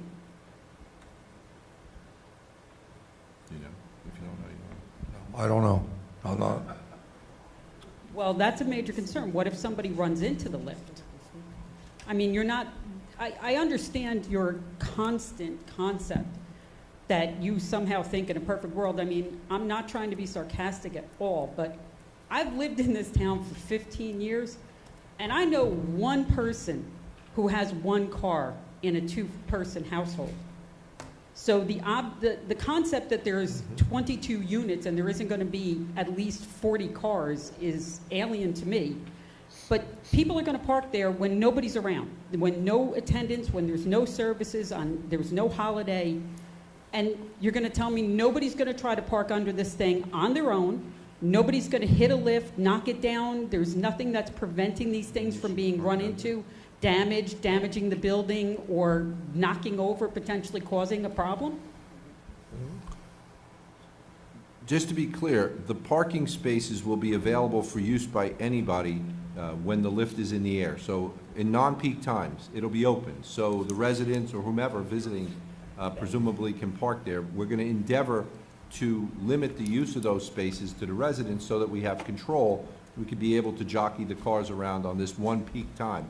Bearing in mind that the peak time is about a 3-hour window once a week, because other times there's no demand for the facility other than maybe 10 cars max. So to answer your question, the space will be open for parking presumably by an apartment resident at any time underneath. Now, the only time that it will be limited as far as them being not be able to get in and out would be during the service times when the space would be, when their vehicle would be on the lift. Okay, but that's my exact point. I was driving 20 years when I drove my husband's car backwards into a tree. People make mistakes, and elderly people do tend to have more accidents. My mother crashes her car on a regular basis, and she's 80. The concept that a resident, no matter how experienced, is going to be navigating, and let's not pretend these are not narrow spaces. They're going to navigate a car into a spot where you cannot even tell me if that structure is going to be bolted to the ground or freestanding, and is not going to hit that structure and potentially cause it to shift, move, especially with no cars on it, because if two people can move it with nothing on it, then what's to stop a resident from bumping into it, trying to not want their car covered in snow by parking under the building and crash it into the building or another rack or another car? You're not even giving us, is this going to be a permanent structure fixed to the ground or not? Can you address it? Why don't you try and answer it? I mean, you could just as easily drive into the side of the building as you can the lift. But the building people are going to see the building. People have experience parking around buildings. People we could put mistakes, steel and if ballards in front of every lift so that they hit the ballard first before they hit the lift. Okay, but put a if steel ballard in front of every post of the lift. You're, at this point, from all the options, my pool was $75,000 and I'm $150,000 deep in it. You could add all the options you want, but bolted to the ground seems to make sense, and you're not even giving us any assurances that that would be the case. The lift is bolted down with 16 bolts. You just said you didn't know if it was bolted or freestanding. These lifts will be bolted down. We don't always have to bolt them down. I understand that. If a customer doesn't want the lift bolted down, we don't bolt it down. Well, we're not talking about any customer. My question was These lifts are directly gonna to be bolted. these lifts being bolted down. With 16 bolts. So your testimony is that with these lifts, they will be bolted to the ground. Is that correct? Sir? Is that your understanding? Yes. Okay. You have another question, ma'am? No, thank you.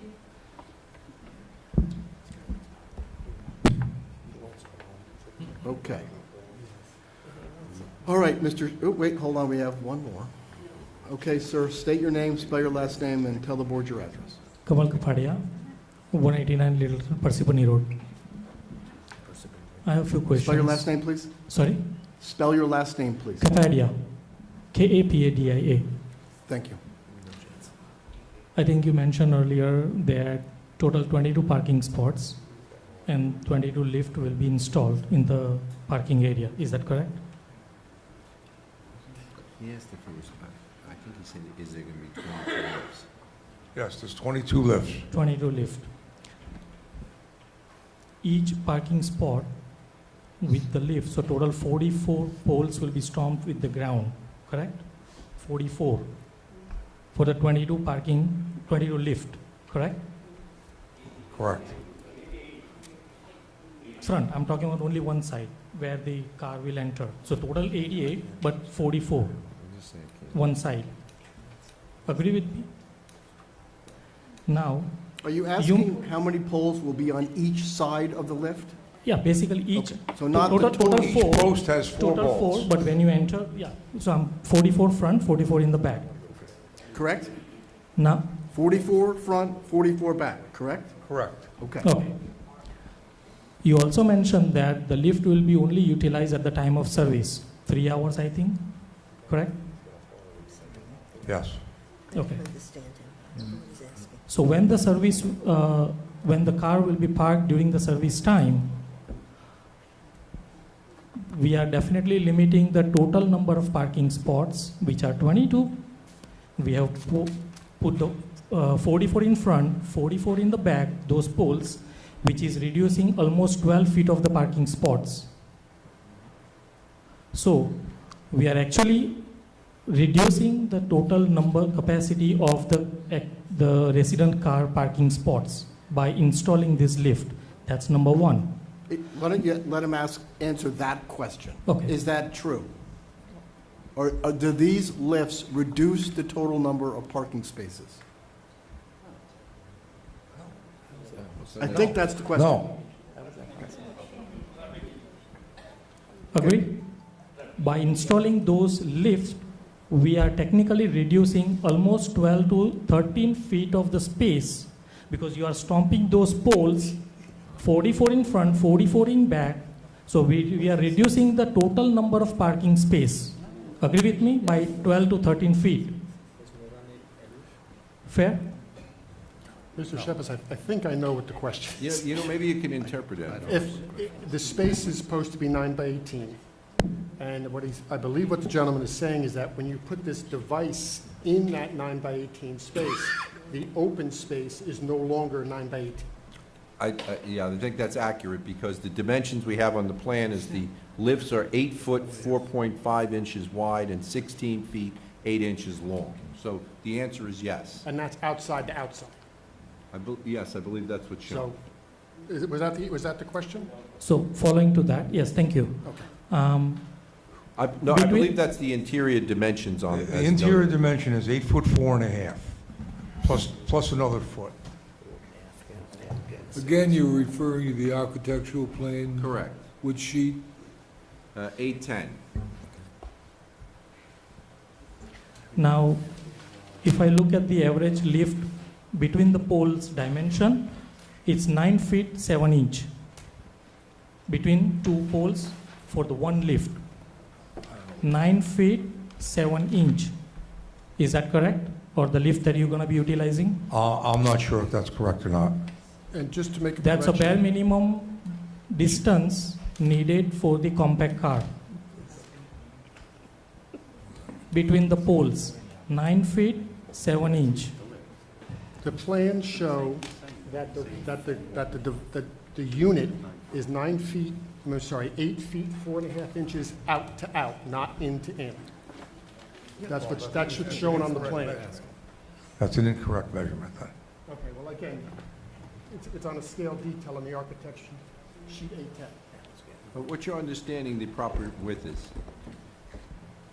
I believe the proper width is 8 foot 4.5 inside, plus 6 inches on each side, which is another foot. Yeah, so technically it's 9.2, right? 8.4 plus So it's 6. 9 foot, 4.5 to the outside. Well, the space is only 9 feet, so it doesn't fit. I don't have the dimensions. This drawing that we have is not correct. The average distance that needs to be maintained for the compact car between the poles is 9 feet 7 inch. So my question is, if we do this, if we maintain this distance for the 22 spots, definitely it will gonna reduce the number of parking spots. That's one thing. Second thing, Yeah, but you're misstating that. It's not reducing the number of parking spaces. The number of spaces remains the same. no. We're not losing the number of spaces, but Total I space, acknowledge you are that putting the those width 40 is being pinched because of the insertion of the lift. Is the width being pinched just where the posts are? Correct. Okay, so the rest of the spot will be the 9 feet? Correct. That 4 spots, or the 2 spots where the posts are will be 8'4"? Correct, but the gentleman was using those numbers, so that's why.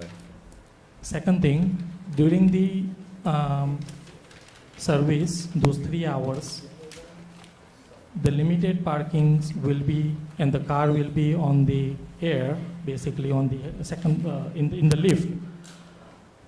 What happens to the non-service hours? Those parking lift will remain there, which is reducing the total number of parking spots based on what I mentioned earlier. Number of poles you are stomping with the ground, right? So that is reducing the total number of spots from the 22 to probably 19 in a non-service hours. No, but that's not correct, and the reason it's not correct is the number of spaces on the ground remains the same.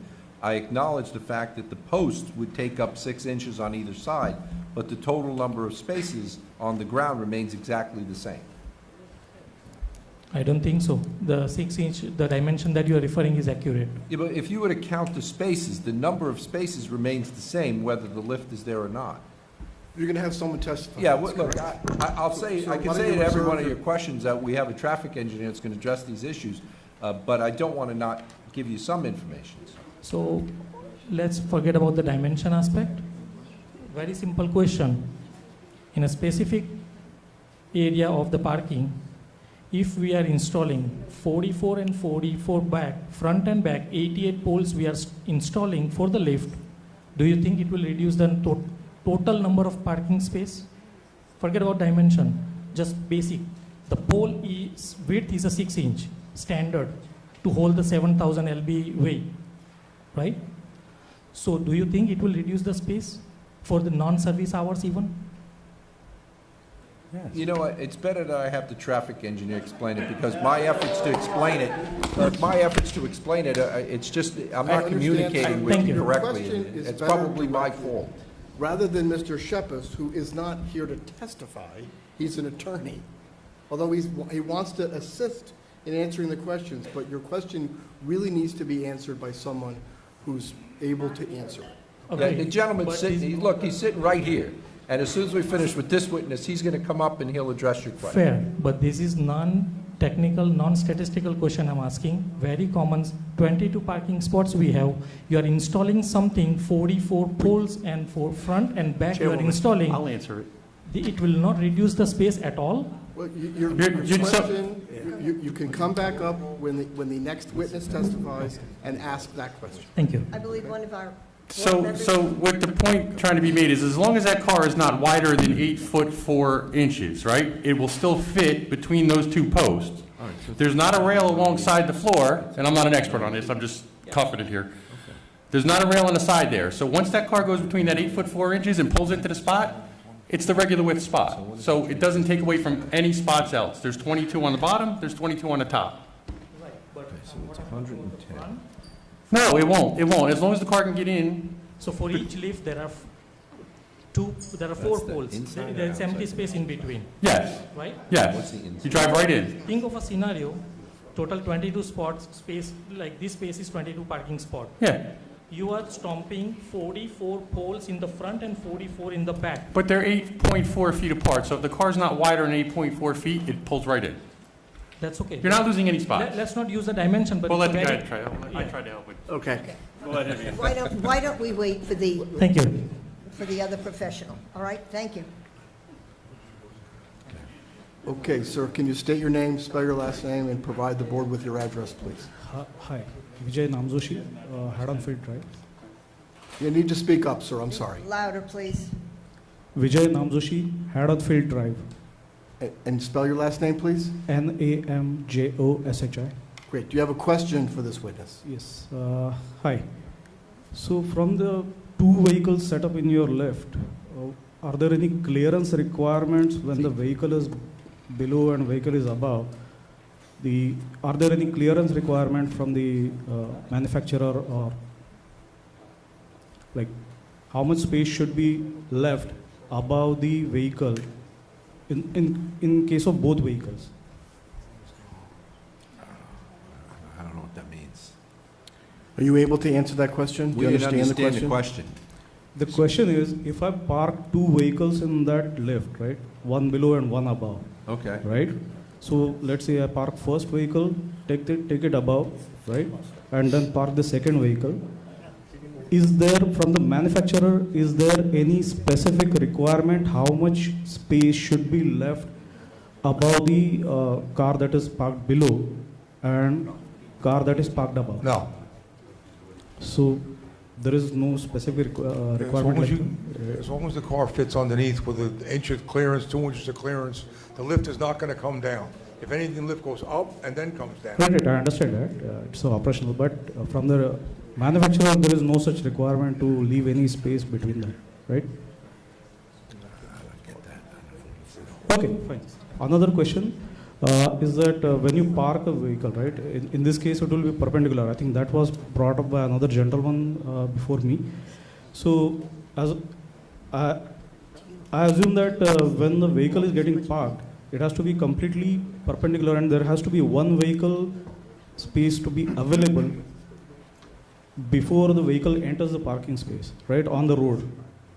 And that is that, so if there is another parking spot on the side and a vehicle is parked in that spot, how is there enough space in this particular setup? I don't know. I'm not picking. I'm not sure I understand your question, sir. Question I is, apologize. What I'm trying to... Is your question about whether there's enough room to maneuver a car into the space? Yes. Okay, I think that's probably for the next witness. Okay, all right, thank you.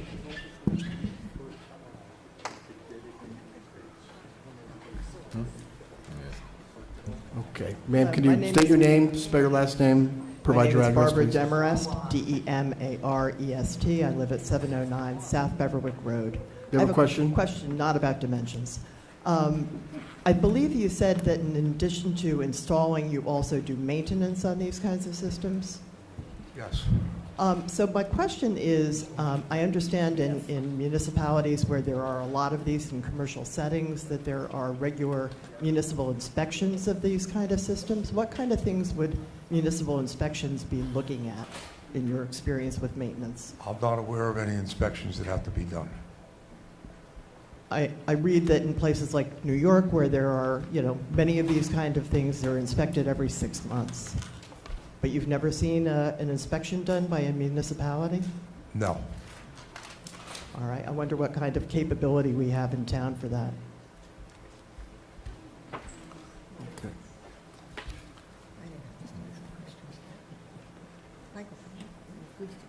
Hi. Terrible. Could you state your name, spell your last name, and provide the address, please? Sure. Jill Rago, R-A-G-O, 38 Lord Sterling. I think it's still crazy that we're even considering putting a 28 apartment Do you have building. a question I do, for this I do, witness? I do. Just one second. On a residential, single-family road You that. you will have an One opportunity second. to make comments. I promise. This is a I'm getting time there. to ask What- questions. Where it's going is, do you have you done a geological survey on what sort of, for bolting these into the ground in that area, since it's a watershed? Have we done a geological survey to confirm that that area can even handle this? Secondly, Why what don't you is let the him- power supply? Let him answer that Sure. question, and then you can ask your next Sure. question. Have you done a geological survey? No. Okay. You have another question? That's awesome. What is the power supply needed for this? In this particular area, if the wind blows left, we lose power in all of these neighborhoods. So what's the power draw that's going to be needed for the hydraulics beyond the building in general? They're not all going to be running at the same time. They're going to be running one at a time. It's a regular 110 electric cord, 20 amp, that's it. That's all it is.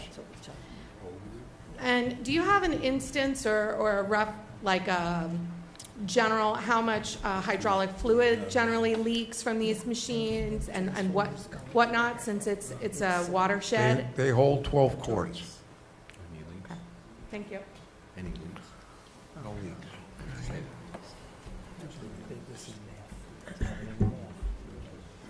Okay, can you state your name, spell your last name, and provide your address, please? Deval Patel, Patel, 16 Robert Street. please speak. You need to speak up. Deval Patel, 16 Robert Street. Great, thank you. What is your question of this witness? Okay, so from what I understood, the width of the parking space as is right now is 8 foot 4 inches, correct? As designed on the architect's plan?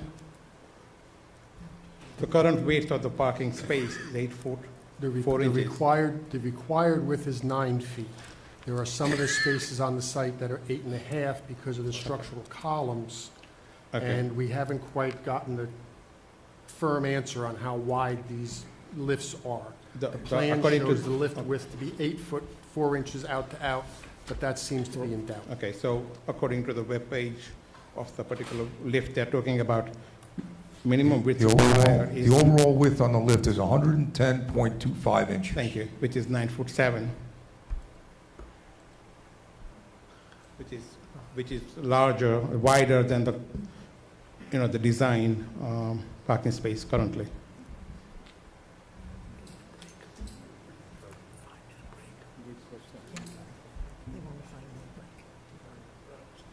Is there a question? I just wanted to clarify, because we are saying that it was going to fit into the same number of, parking spaces, 22. You can't, not possible.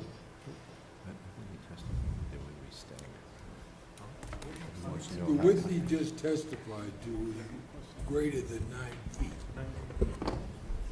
So the statement from this gentleman is correct. If the posts are more than 9 feet wide on the outside dimension, I think that's the number you gave We us. just looked up the lift, it's 110.25 inches wide overall. Okay, Right, and that computes to 9.2 feet, but you've only got 9 to fit it in. That computes to 9.2 feet, but the space is only 9 feet wide, so the lifts don't fit in the space. That's the width of the plate sticking out on the bottom, too, so the But width, you're going to need that plate to install, right? yeah. But they can be moved around, so they're not touching each other. yeah, we've got a plan that's not gonna work with the dimensions Yeah, given. I mean, But the solution is to stagger the lifts, and we don't know what that plan is. if you stagger the lifts, then you're going to bring the two plates, right, which holds the car, closer together, because you're staggering them. You're going to have very little space to walk between the two lifts. Oh, the issue of getting in and out that's another issue altogether. It's going to be issue for installation, because if you install them that way, you cannot walk out. I had a garage where I had 4 lifts. If you install them too close, you are not going to be able to walk out of that. That's right. Remember, these lifts are only going to go up 5 or 6 feet. On average height person, you're not going to be able to walk between the two lifts. Do you have any other questions, sir? No? Okay, Thank you. All right, no, it's time, so you've had your opportunity. I think the board would like to take a 5. Yeah. You've had your opportunity, You've sir. already spoken, sir. Thank you. We're going to be taking a 5-minute break, please.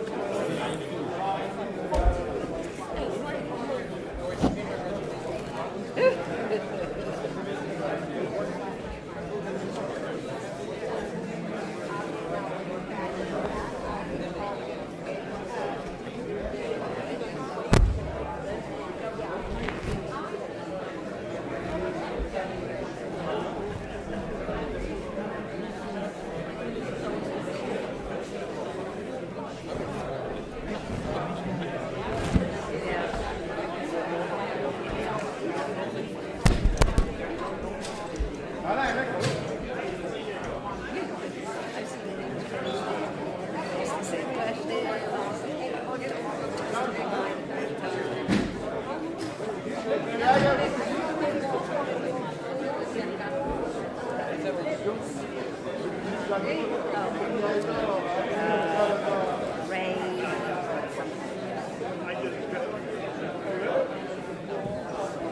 His name is Ray. He comes with another guy.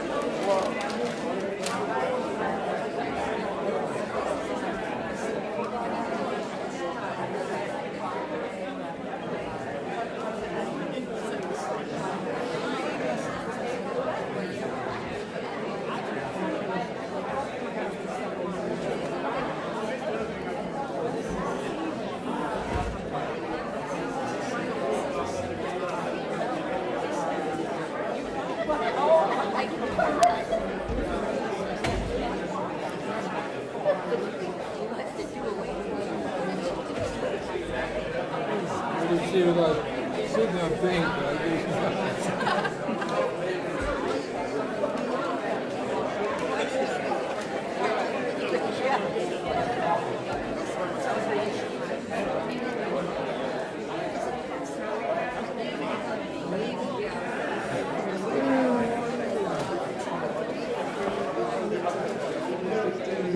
have to price on check.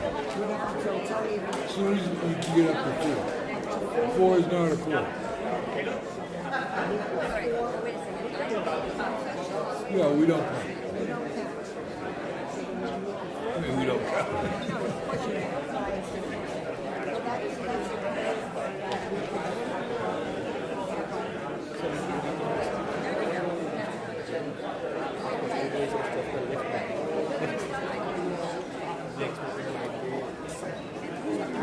I didn't get what the guy was saying. He's right. They said you're not going to fit 3 spots.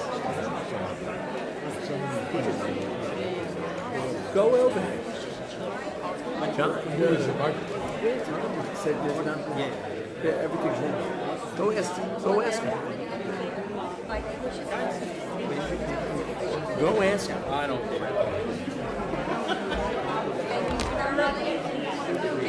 We suck. It's a terrible thing. It's another thing.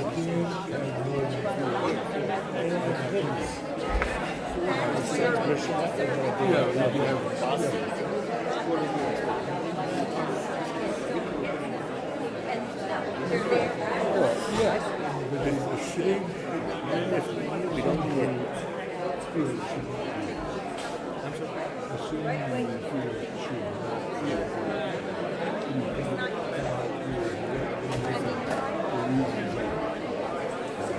you watch that one segment 2 weeks ago? No, not the There was another one. You know what? Nora has the web page for that video. It was 2 hours long. The first hour or so,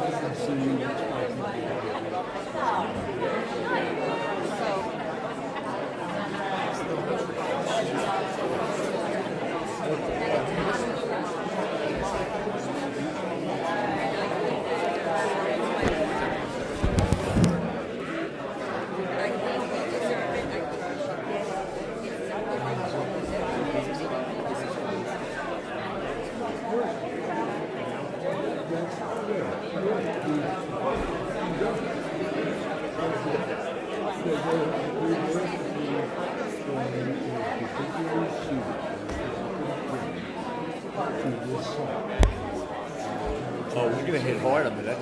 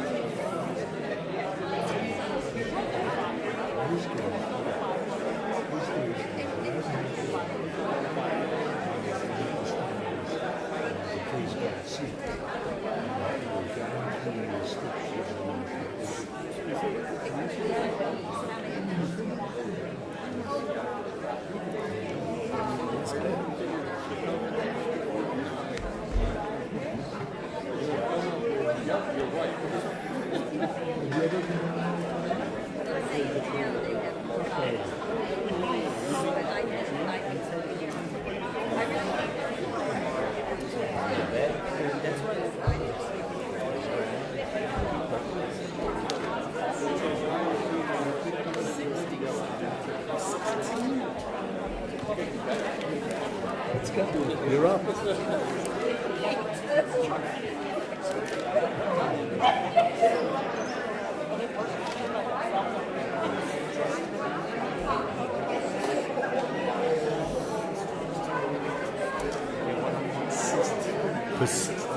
Parsippany.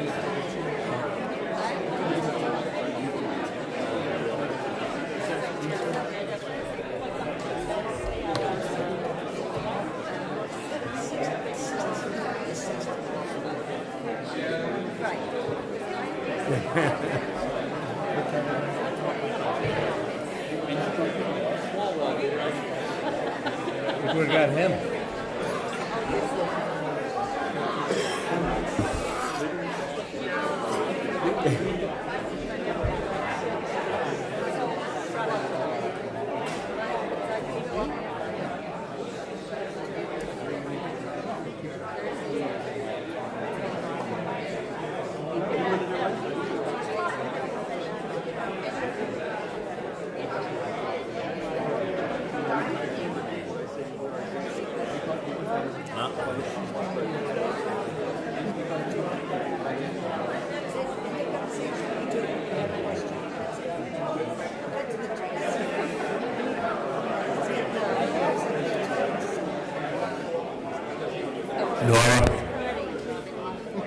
Let's go.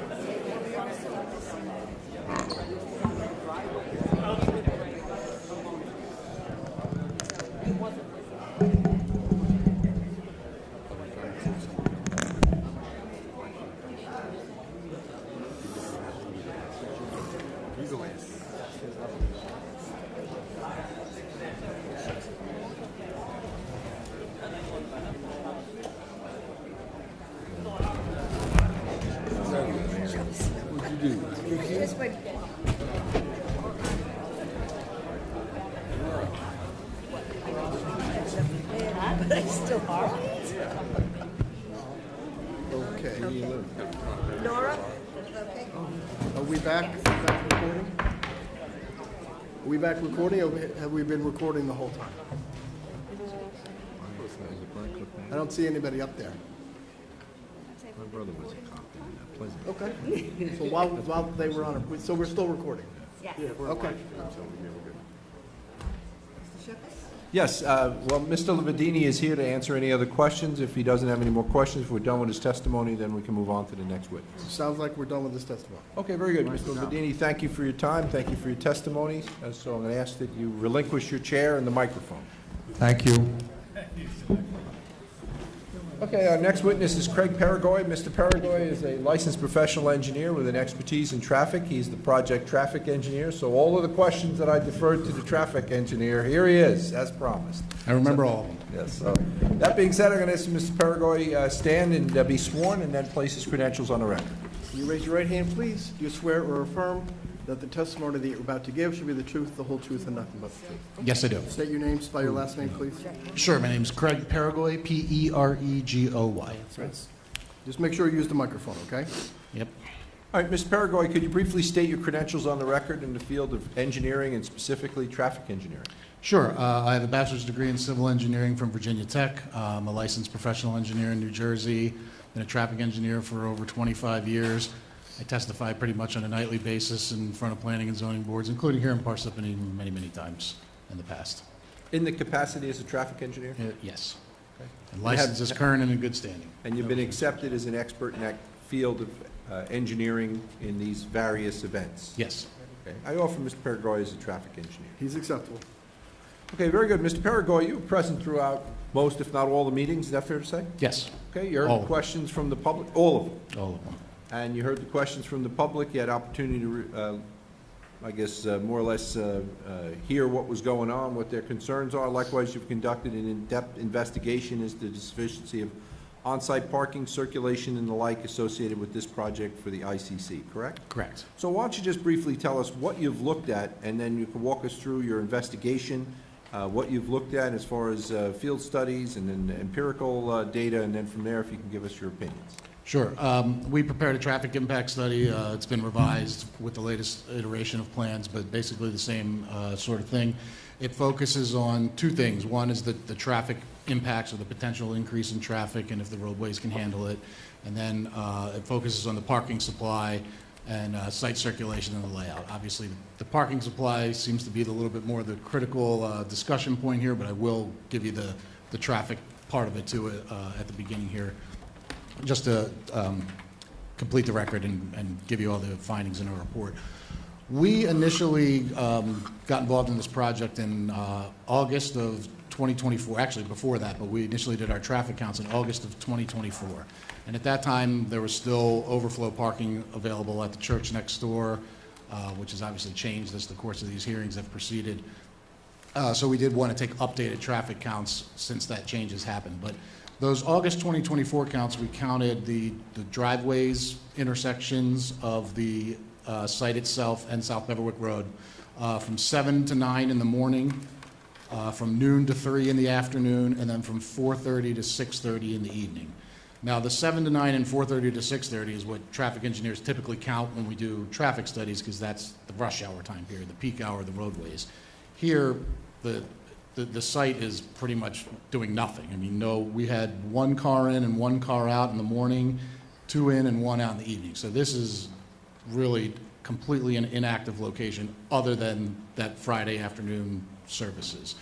So when we went back to do our updated traffic counts since the church parking has gone away, which we did this past, it was January 23rd of 2026, this past January. We didn't get the roadway volumes again because there's nothing really happening here. We focused on the times for the services and also got the volumes going in and out of Preston Road, because obviously that's, since the church parking has gone away, that's become more in play in terms of this application with the overflow parking there.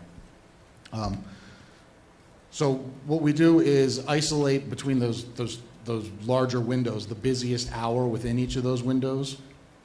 Now, the services here are half an hour, so when I look at that midday hour, the volumes going in and out are over 2 services. So one car has gone in and out, and another car in and out. So it's a little bit more elevated because it's over an hour where you only have short services.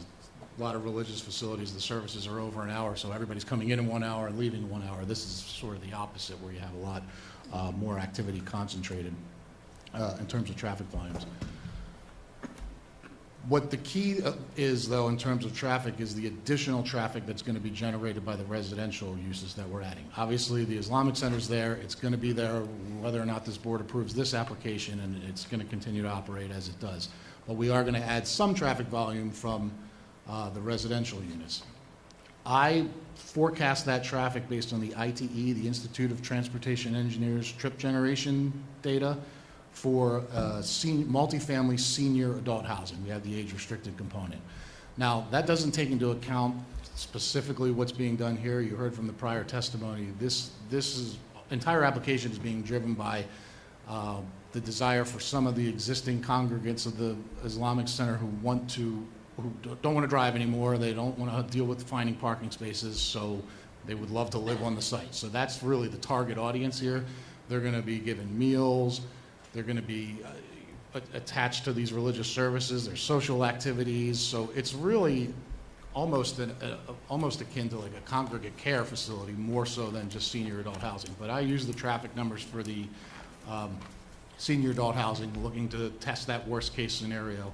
And even those numbers are low. For 28 units development, the peak hour traffic volumes are between 6 and 9 vehicles per hour. Generally, what's considered a significant increase in traffic when you would do a traffic study is 100 or more vehicles per hour increase. So we're at 10% of that. Coupled that with the fact that the site, but for Friday afternoons, is nothing's really going on. It's very, very quiet. The only real time to focus on is that midday Friday afternoon peak hour. And I am projecting traffic being generated by these units, but realistically, again, as I mentioned, the target audience who's going to be living here is going to be captive to that Islamic Center. So they're not really going to be driving in and out during the services. Their cars are going to be up on lifts, ideally. So they really wouldn't increase any of the traffic during that time. But I still did include some traffic, additional traffic going in and out beyond what we already have today. Point being, we want to analyze what the future level of service at these driveways is going to be with and without the addition of the 28 units. And that's done based on the traffic volumes that I've counted, the lane configuration, stop control, so on and so forth. And the level of service is related to an amount of delay per vehicle and it's given a letter grade, A being the best or the least amount of delay, F being the worst or the most amount of delay. And here, the morning and the evening rush hour time periods, we're getting a level service A or B at that driveway. So it's no problem for the small amount of traffic going in and out.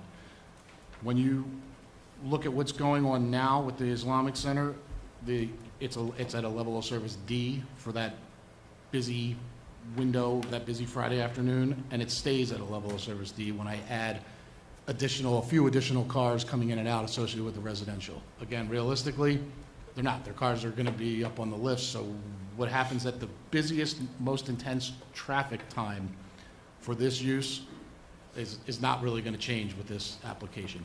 But if it were, looking at the worst case scenario, it still can handle the few additional trips that 28 apartments would generate. So that's really the crux of the traffic side of things. I think the parking has become obviously the bigger issue and why we're in this larger room and why a lot of these folks are out here. So before you get on to the parking. Sure. Did you analyze the intersection of Preston and South Beverly? Yes, I did. We didn't do that the first go-around at the peak hours because there was no need to. It wasn't really part of the application. It became part when, instead of overflow parking at the church, they had to start using Preston. And that is a level of service C during that midday peak hour. Rush hour time periods, again, I didn't analyze it.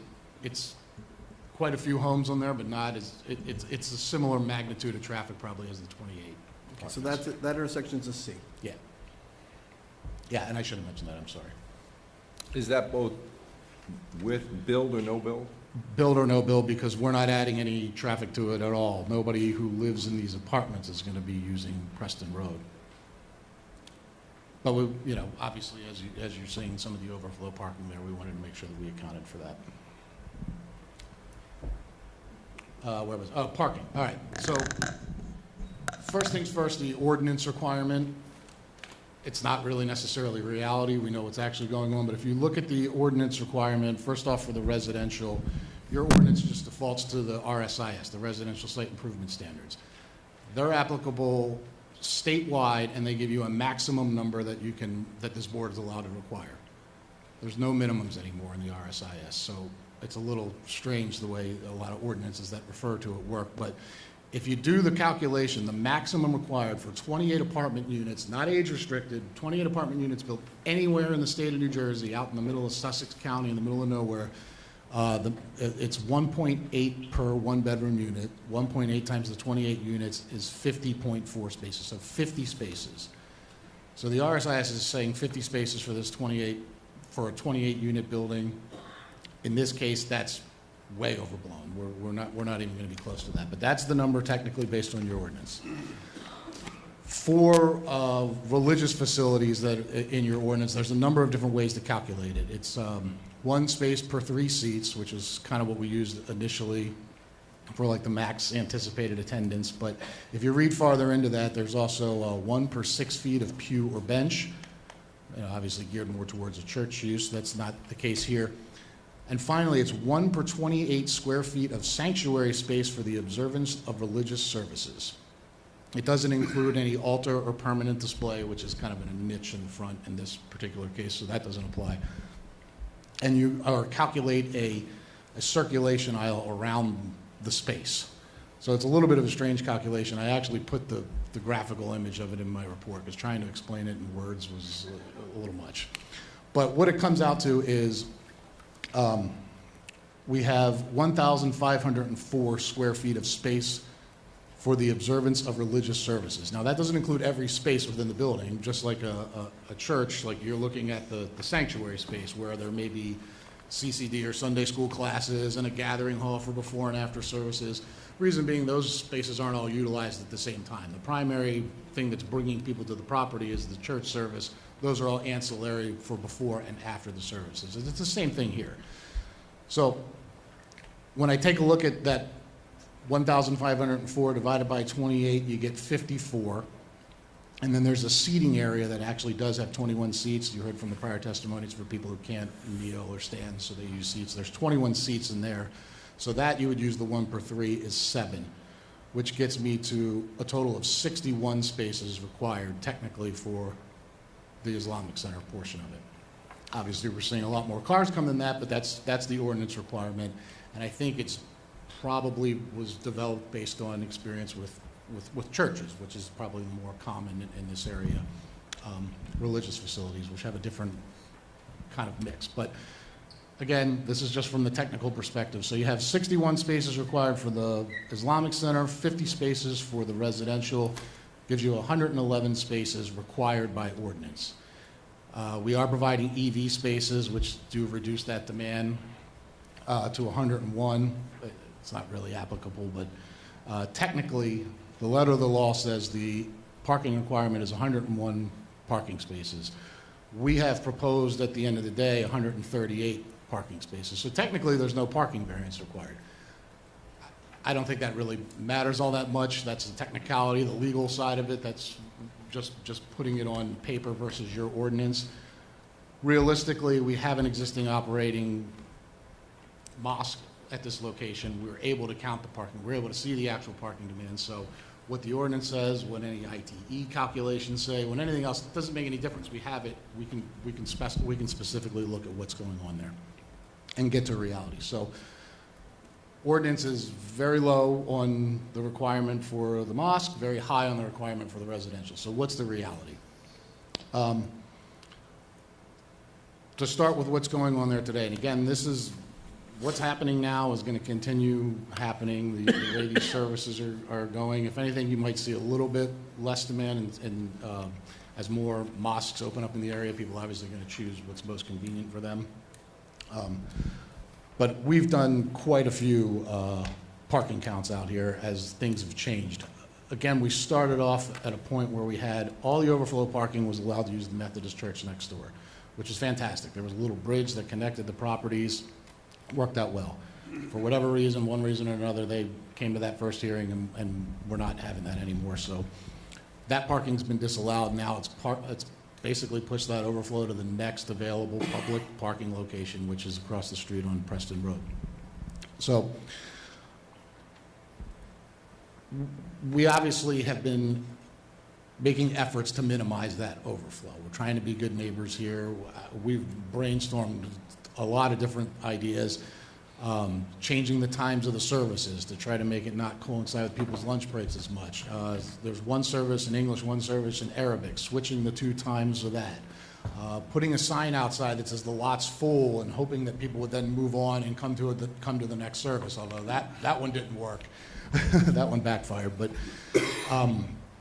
we're getting to a point now where I think we've hit a good level, and there's staff in the parking lot now assisting people to park, which is a big help, allowing people to come in, park in this space, park in this space. It's making things move along. It's also between services when people are leaving, get out of the parking lot, go have your conversation down the street at Starbucks, don't hang out in the parking lot. So that's helped. And I think in terms of the timing, I know it's specific. There's specific times that they can and can't have these services based on the religion, but I think we've got that to a point where it works as good as it's going to. And he's hired a security guard also to kind of stand in the driveway, monitor their situation, sort of assist anybody who's crossing the road, and generally trying to discourage parking on Preston Road. Ultimately, at the end of the day, it's public parking. Every time I've done these parking counts and traffic counts, that's where I parked and sat there. There's nothing that really stops it. But again, we've looked to try to minimize it. So we've done actual counts during the service times, counted all the cars in the parking lot on several days, starting that first day that we did the traffic counts in August of 2024. We also went back in March of 2025, August of 2025, and then again January of 2026. And we're looking for a typical day, not necessarily like a holiday where you're going to have, just like at any religious institution, you're going to have overflow parking, you're going to have a lot more. It doesn't really tell us what's the baseline parking demand. If I wanted to know how much parking my church typically generated, I wouldn't count it on Christmas morning, because it's going to be an overflow. So we're looking for the typical time period. And it's fairly consistent in terms of the total number at that peak time. In August, when we were there was 118 cars in the lot and 6 in the overflow in the church, which now, I guess, displaced the Preston Road. March 2025, 107 in the lot, but 12 on Preston Road. That was when we had the driveway closed sign. I think that was that experiment. Then August 22nd, 2025, 117 in the lot, 8 on Preston Road. And then January 23rd, 118 in the lot and 11 on Preston Road. Now, the lot has the capacity to hold 120 cars, so you notice there's always a handful of spaces. It becomes like the perception that the lot is full when there's still maybe 1 or 2 more spaces in there. And just to clarify that, I know, Tom, you had that in your letter. There's 111 striped spaces existing, but in the loading area on the north side of the building, there's the ability to stack 3, 3, and 3 to add 9 more, and that's staff and employee vehicles that do that now. Every time I've been there, they've stacked those 9 cars in there. So there's the capacity for 120 on the site. There's 111 striped. So Mr. Walker's plans have to show the striped spaces, but for all intents and purposes for our conversation, we could get 120 cars in there today. So, obviously, the introduction of the stackers we thought was a way to make sure that we aren't displacing too much additional parking to Preston Road, ideally none to Preston Road. So the total capacity after this project is done with the stackers would be 138 spaces. So we'll be adding 18 parking spaces to the site. Some of the cars of the residents would be newly introduced to the site, clearly, but I think, as I mentioned before, the target audience is going to be attendees who go here, who go to this mosque, whose car would have been parked in the parking lot. Now they live there, they either don't have a car or I've already counted their car when I counted the parking spaces. So that's the existing demand. We're again, a total demand of about 125 on average on a typical day. The residential demand, that's the next thing. Again, the ordinance just goes to RSIS, which doesn't even consider the senior aspect or anything like that, so it's really kind of doesn't make sense here. First thing I do is go to the ITE, the same thing that I use to project traffic. I can go to their parking generation manual. It projects parking. For senior adult housing, the average peak parking demand is 0.61 spaces per dwelling unit, which would equate to 18 spaces here. Again, we're adding 18. So if that number bore out, we'd be right on the number. Everything that's happening today with the Islamic Center and the services stays the same. The residential cars are out of the way. Mr. Lemanowitz, your engineer, pointed out that that's based on only 3 study sites within the ITE data. And he makes a good point. Our firm has done over the years, between 2011 and 2022, similar counts that the ITE does at facilities in New Jersey, senior housing facilities in New Jersey. And of those 17 locations, the average parking demand there was 0.65 per unit. So a tick higher than the ITE, but you do the math, it still comes out to 18 spaces. So it's fairly consistent and clearly less than 50. That's a very overblown number of vehicles for this type of use. In fact, if I looked at the ITE data that has a lot more without the age restriction, it comes to 0.93 per unit, so there'd be 27 cars if this was just a regular market rate. If there was no Islamic Center attached, no senior housing, I could sit here and justify about 1 per unit for market rate. So clearly we're going to be under that. I mentioned before that the way this operates with the meals being provided and the social services being provided and the jitney to take people shopping and all that, it really is similar to a congregate care facility. That's a separate land use in the ITE, and it's defined as an independent living unit with meals provided and organized social and recreational activities. It's exactly what we've got here. If you look at that, the parking requirement is even less. It's 0.36 spaces per unit, which would be 10 spaces here. So no matter which way you look at it, we're talking about less than 20 parked vehicles more than likely for the senior housing component here, not 50.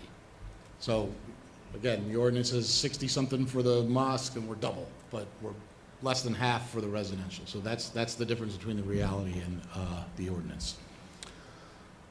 And that's the reason that I think the stackers, obviously, that getting the technicalities worked out in terms of the spacing and all that, that's doable. I've done tons of applications with stackers, dozens of them. I've never heard such detailed questions about them, but they're installed all over, more so in Hudson County at this point in garages, but these work. It's a good way to increase parking. And in this particular spot, I think it makes a lot of sense because you only need this parking for 2 hours a week. The rest of the time, this parking lot is empty. It's wide open. There's no issues whatsoever. So again, we could sit here and say, hey, we meet the ordinance requirement, we don't need to do it, but in the effort to be good neighbors, and at a pretty significant expense to put these in, we're looking to make it at least status quo. So what happens today versus what happens after these are built wouldn't be that noticeable to the neighbors in terms of the parking demand. And that's the idea, is to try to be good neighbors and make this work. Again, adding 18 spaces, I think 18 is around a pretty good number for the number of residential units, number of residential vehicles that we can expect. But even if it's more than that, a lot of those vehicles are already included, most likely, in my parking counts because they drove to the facility. Now their car would just stay there. I think that covers it for the parking demand, but let me just check and make sure that I didn't miss anything that I wanted to say. Oh, I know Mr. Lemanowitz's reviews, he was taking a look at 2 dates, and again, we avoided the last day of Ramadan, which is one of the holidays, the higher holidays. That's going to have an overflow of parking. And if you think about it, the church or the synagogue that you go to, the higher holidays often have the same thing. I know at my church, there's people parking on the street on Christmas and Easter because that's when a lot of people go. So I don't think that's so unusual.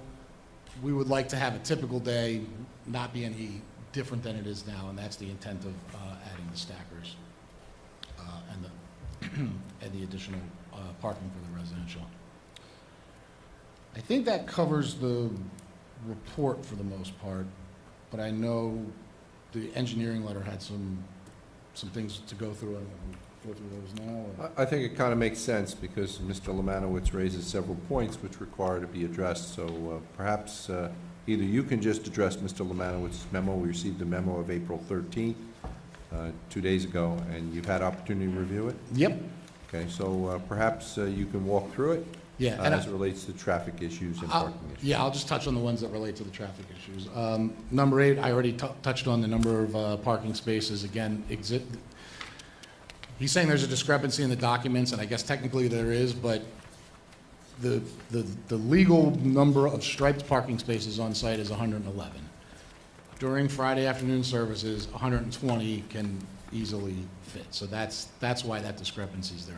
I'm just acknowledging that we can fit the 9 more, and it really doesn't help my argument. I want to show a bigger delta between existing and proposed, but that's what's happening. Number 9 was talking about those measurements to measure the sanctuary space, and he mentions that we didn't take out the altar or permanent display, and I did. It's just in that ditch, Tom. It's not like on the floor, so I just didn't measure.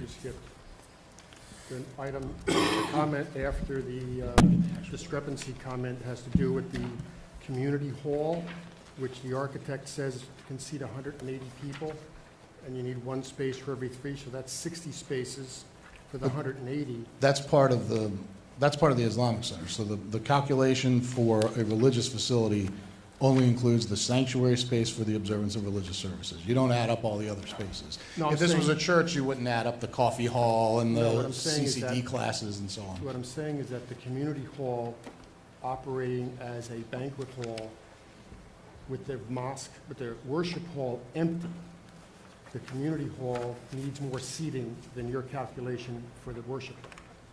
Because the architect is saying there's 180 people in the community hall at 1 per 3. That's 60 spaces if there's a wedding, whatever. Right. But that's more than what you're having for the worship hall. No, I So thought that I had actually doubles. 61 for the. You said that the worship space required Yeah, 54 spaces. Plus 7 for that seating area, the 21 chairs, Plus so 7, 61. Our original application, we had, we said that the most he's ever seen in there is maybe 200 people, so we did the 1 per 3 seats. 1 per 200 was 67. It was higher, so the thought was just go with that. When parking became a more important issue, I think it made sense to really dive into it a little bit more. That's why that change happened.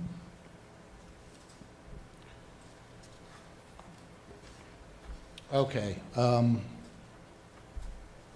Number 9 was, number 10 was the other spaces, and should we be counting those other spaces? And again, I think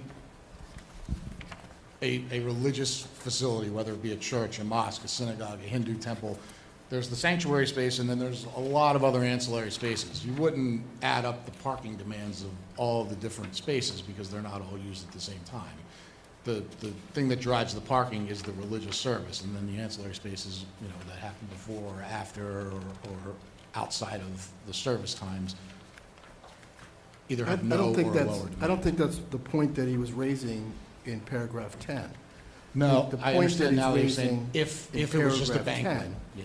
is if you open the You're accordion. on 3 different things now. Right. Yeah. My prior question on 9 was the banquet hall seemed to govern, but I guess I missed the 7. I have to go back, because there are those 7 spaces in the small seating area in the worship. So that kicks that back up to 61.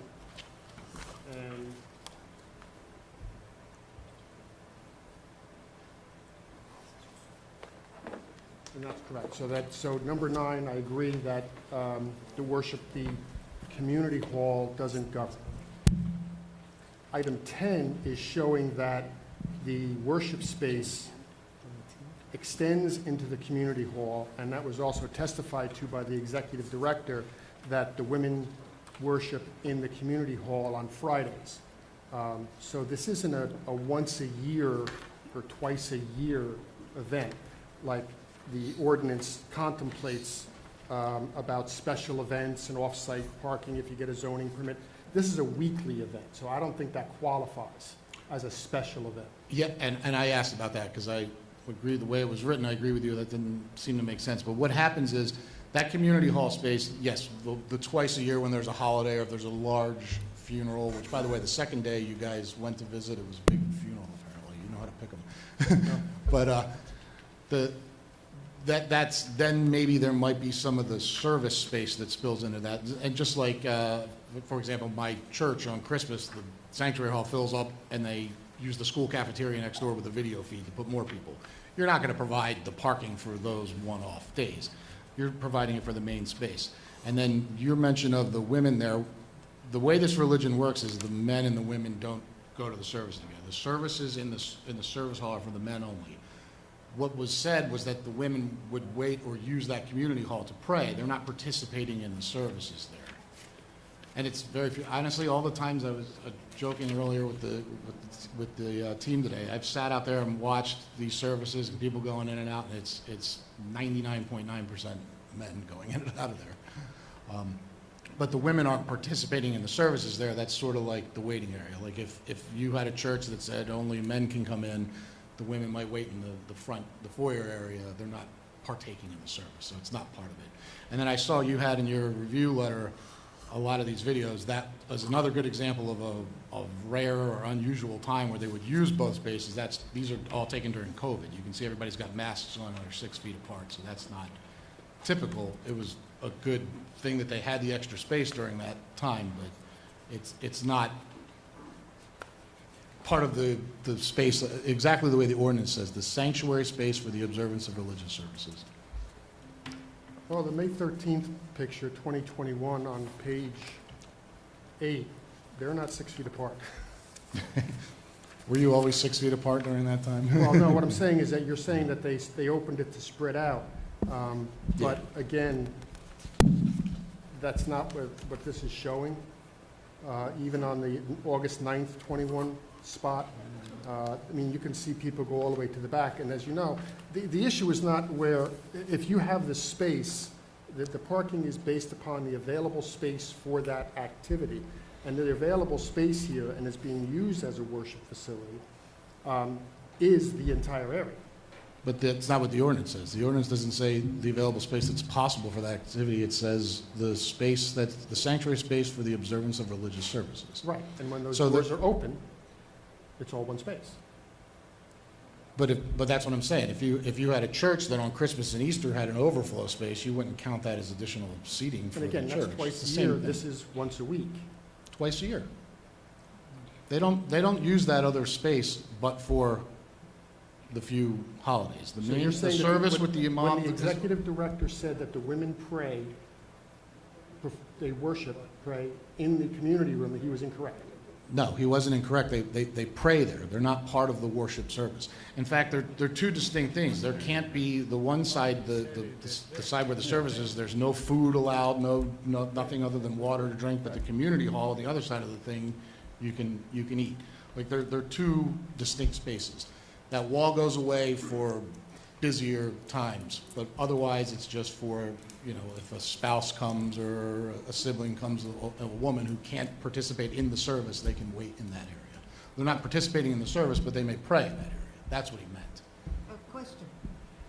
Are you I had the same questions.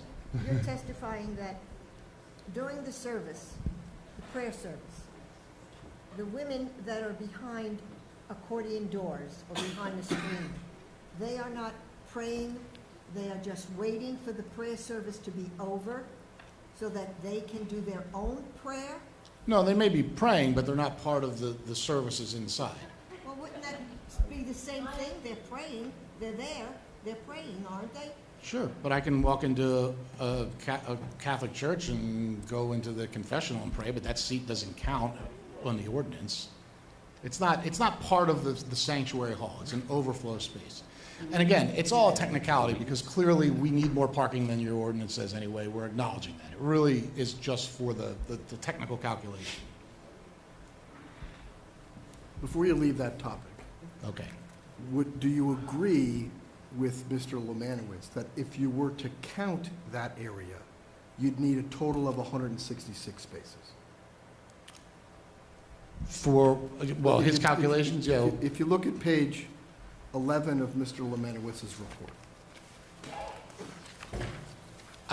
I agree with the calculations. I'd have to look at specifically because I see here there's 40 occupants in the prayer area with chairs. So would the number be greater than what I said if you included that? Yes. Would it be specifically what he said? I'd have to check to be sure. Okay, so you have not done the calculation that Mr. Lemanowitz did, correct? No, I did the calculation that the ordinance requires. I understand. Well, Mr. Lemanowitz, and you have a different opinion about what the ordinance requires. But regardless, my question is, you did not do the calculation that Mr. Lemanowitz did.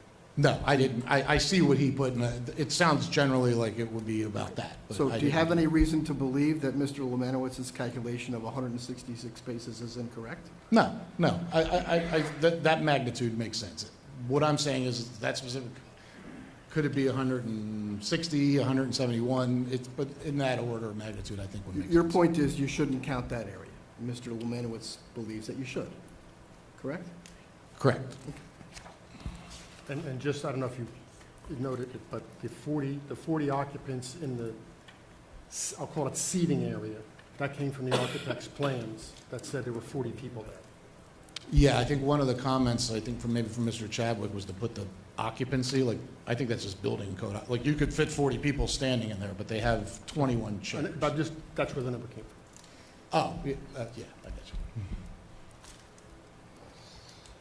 No, I believe your numbers came from somewhere, Tom. I think you made them up. But yeah, that's the difference. There's actually 21, if you go in there and look, as was testified to, they're not all full, they're not used that often, So but you're fading technically out they're when you're counted. talking. I'm sorry. Please. If you heard from the prior testimony that area that can technically fit 40 occupants, there's 21 chairs, almost never are the 21 chairs used, but they're still counted towards the ordinance because it's part of the space observed for the sanctuary space for the observance of religious services. Sorry to keep repeating that, but that's what the ordinance specifically says.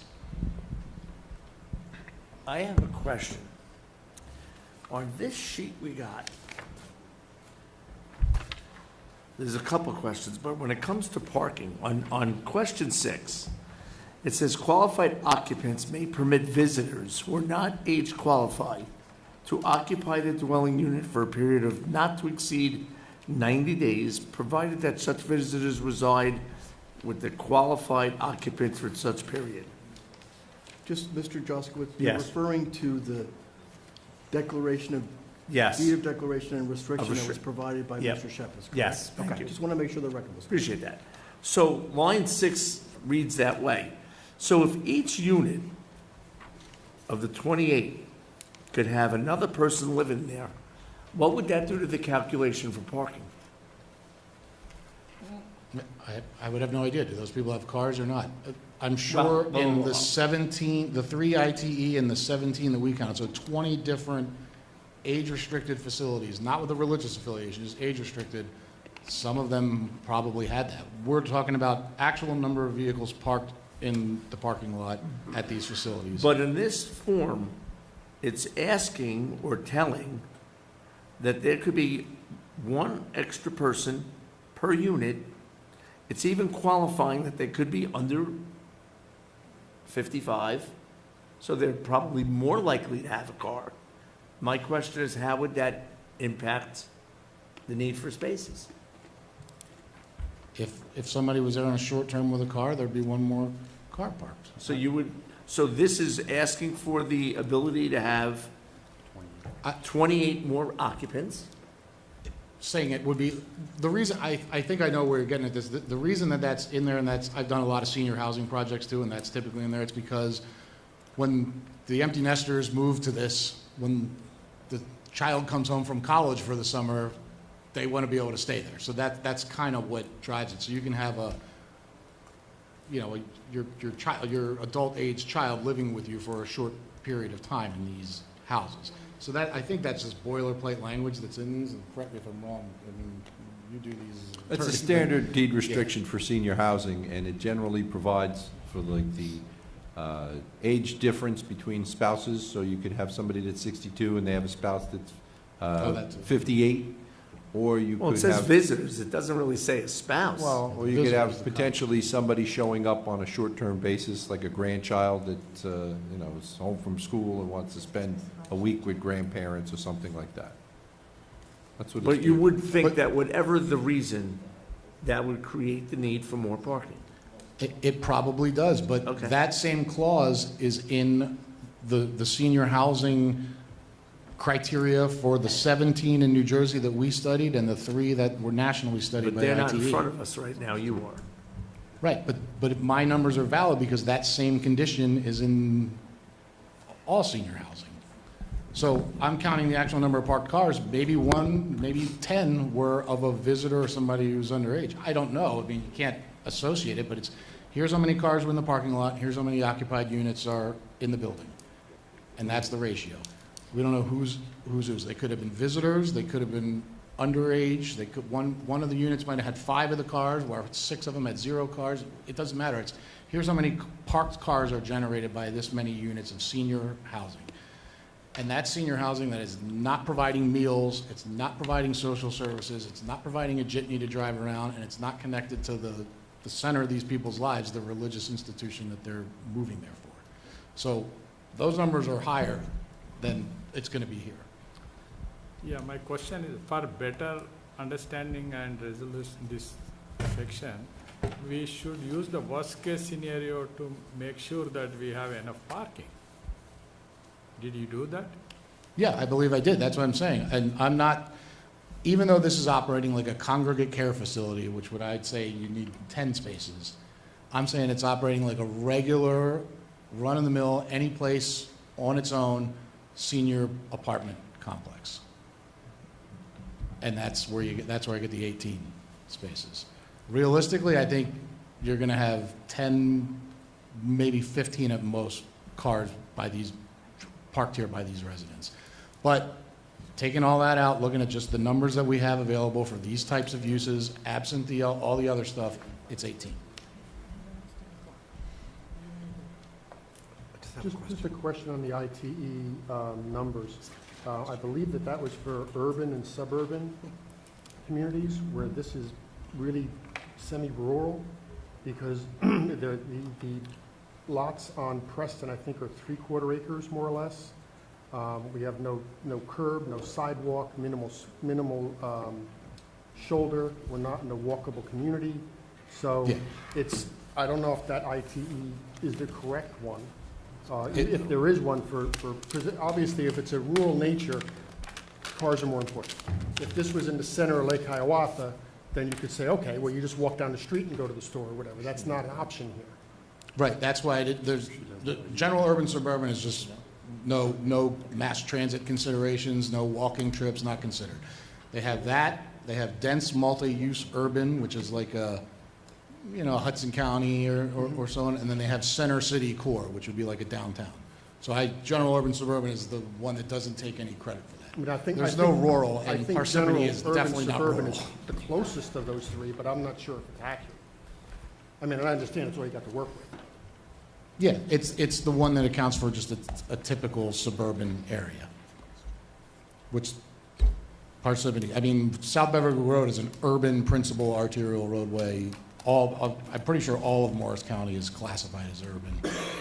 It's not, this is not rural. I wouldn't consider that area urban, but, I mean. Well, the ITE is a national database. If you told people in Nebraska that Parsippany was rural, they would be in hysterics. This is definitely not rural. Our numbers are, every time I do on-the-ground counts in New Jersey and compare them to ITE, whether they're traffic, most of the time parking, we're lower here because it's more urban. There's more ability to have mass transit. There's Uber, Lyft. There are places in Kansas that don't have that. The ITE is sourced nationally. So the general urban suburban is definitely the correct use for here.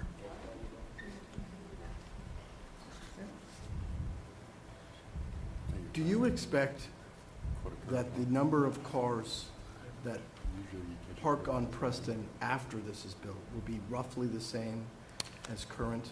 Yes. I would say so. I would say that if the use of the stackers is the way to ensure that we're going to keep the same sort of breakdown, whether this is approved or not. And believe me, we wanted to try to make it better, but it's, we need to accommodate the use that we're proposing, and I believe that we are, and probably going to have a few extra, but I think the order of magnitude, it varies day to day. Some days it's 6, some days it's 12. It's going to be in that same order once this project's done. Right, but it's possible that it could get worse, correct? As a result of this project, I don't believe so. Could it get worse just because? Sure. But that wouldn't have anything to do with it, this project goes through or not. And did you take into consideration at all the ability of people to safely cross Beverwick Road from Preston to the site?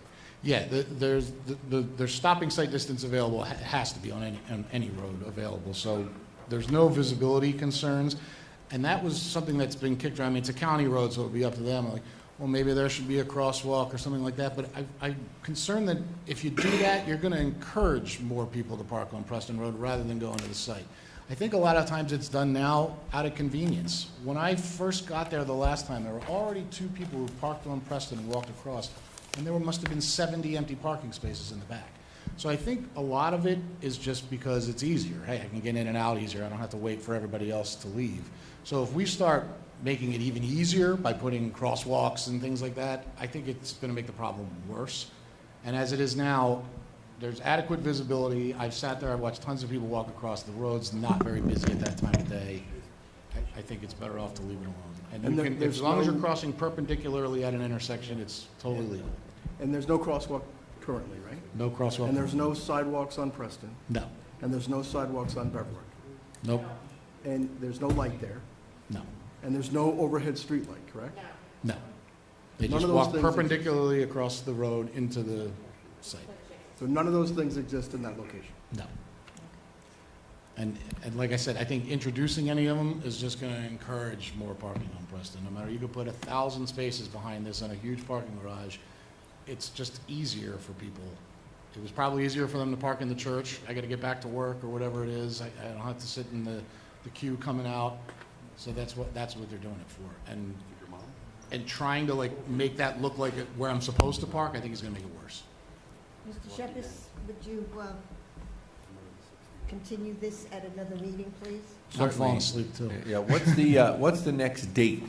The next date is June 10th, 2026, 7 p.m. at this location. Okay, I'd ask that notice be preserved and carried to the board's special meeting of June 10th, 2026, 7 p.m. at this location. Without need for further notice, I consent to an extension of time for the board to act to July 1, 2026. That's all well and good, but I would ask that you consider renoticing on the wellhead protection issue. Wetland protection? Yes, the wellhead. Well, Okay, you might, I think that's another D. And there's at least a dispute as to whether it's another D, I would suggest. So I would suggest that you might want to consider renoticing for that, just to make sure that we've covered that. I believe it is a D. I concur with you, but yeah, I'm not sure it's a zoning ordinance. I'll double check it. But I have the would ordinance here. Yeah, I would suggest you consider it. May I have a motion, please, to continue this meeting? Motion. Second. All in favor? Aye, Cap. Yes. Bill, you need to come back. Mr. Shepis? Yes. Your witness will be coming back at the next meeting. Yes, most certainly. Thank you. If he's not, we're going to come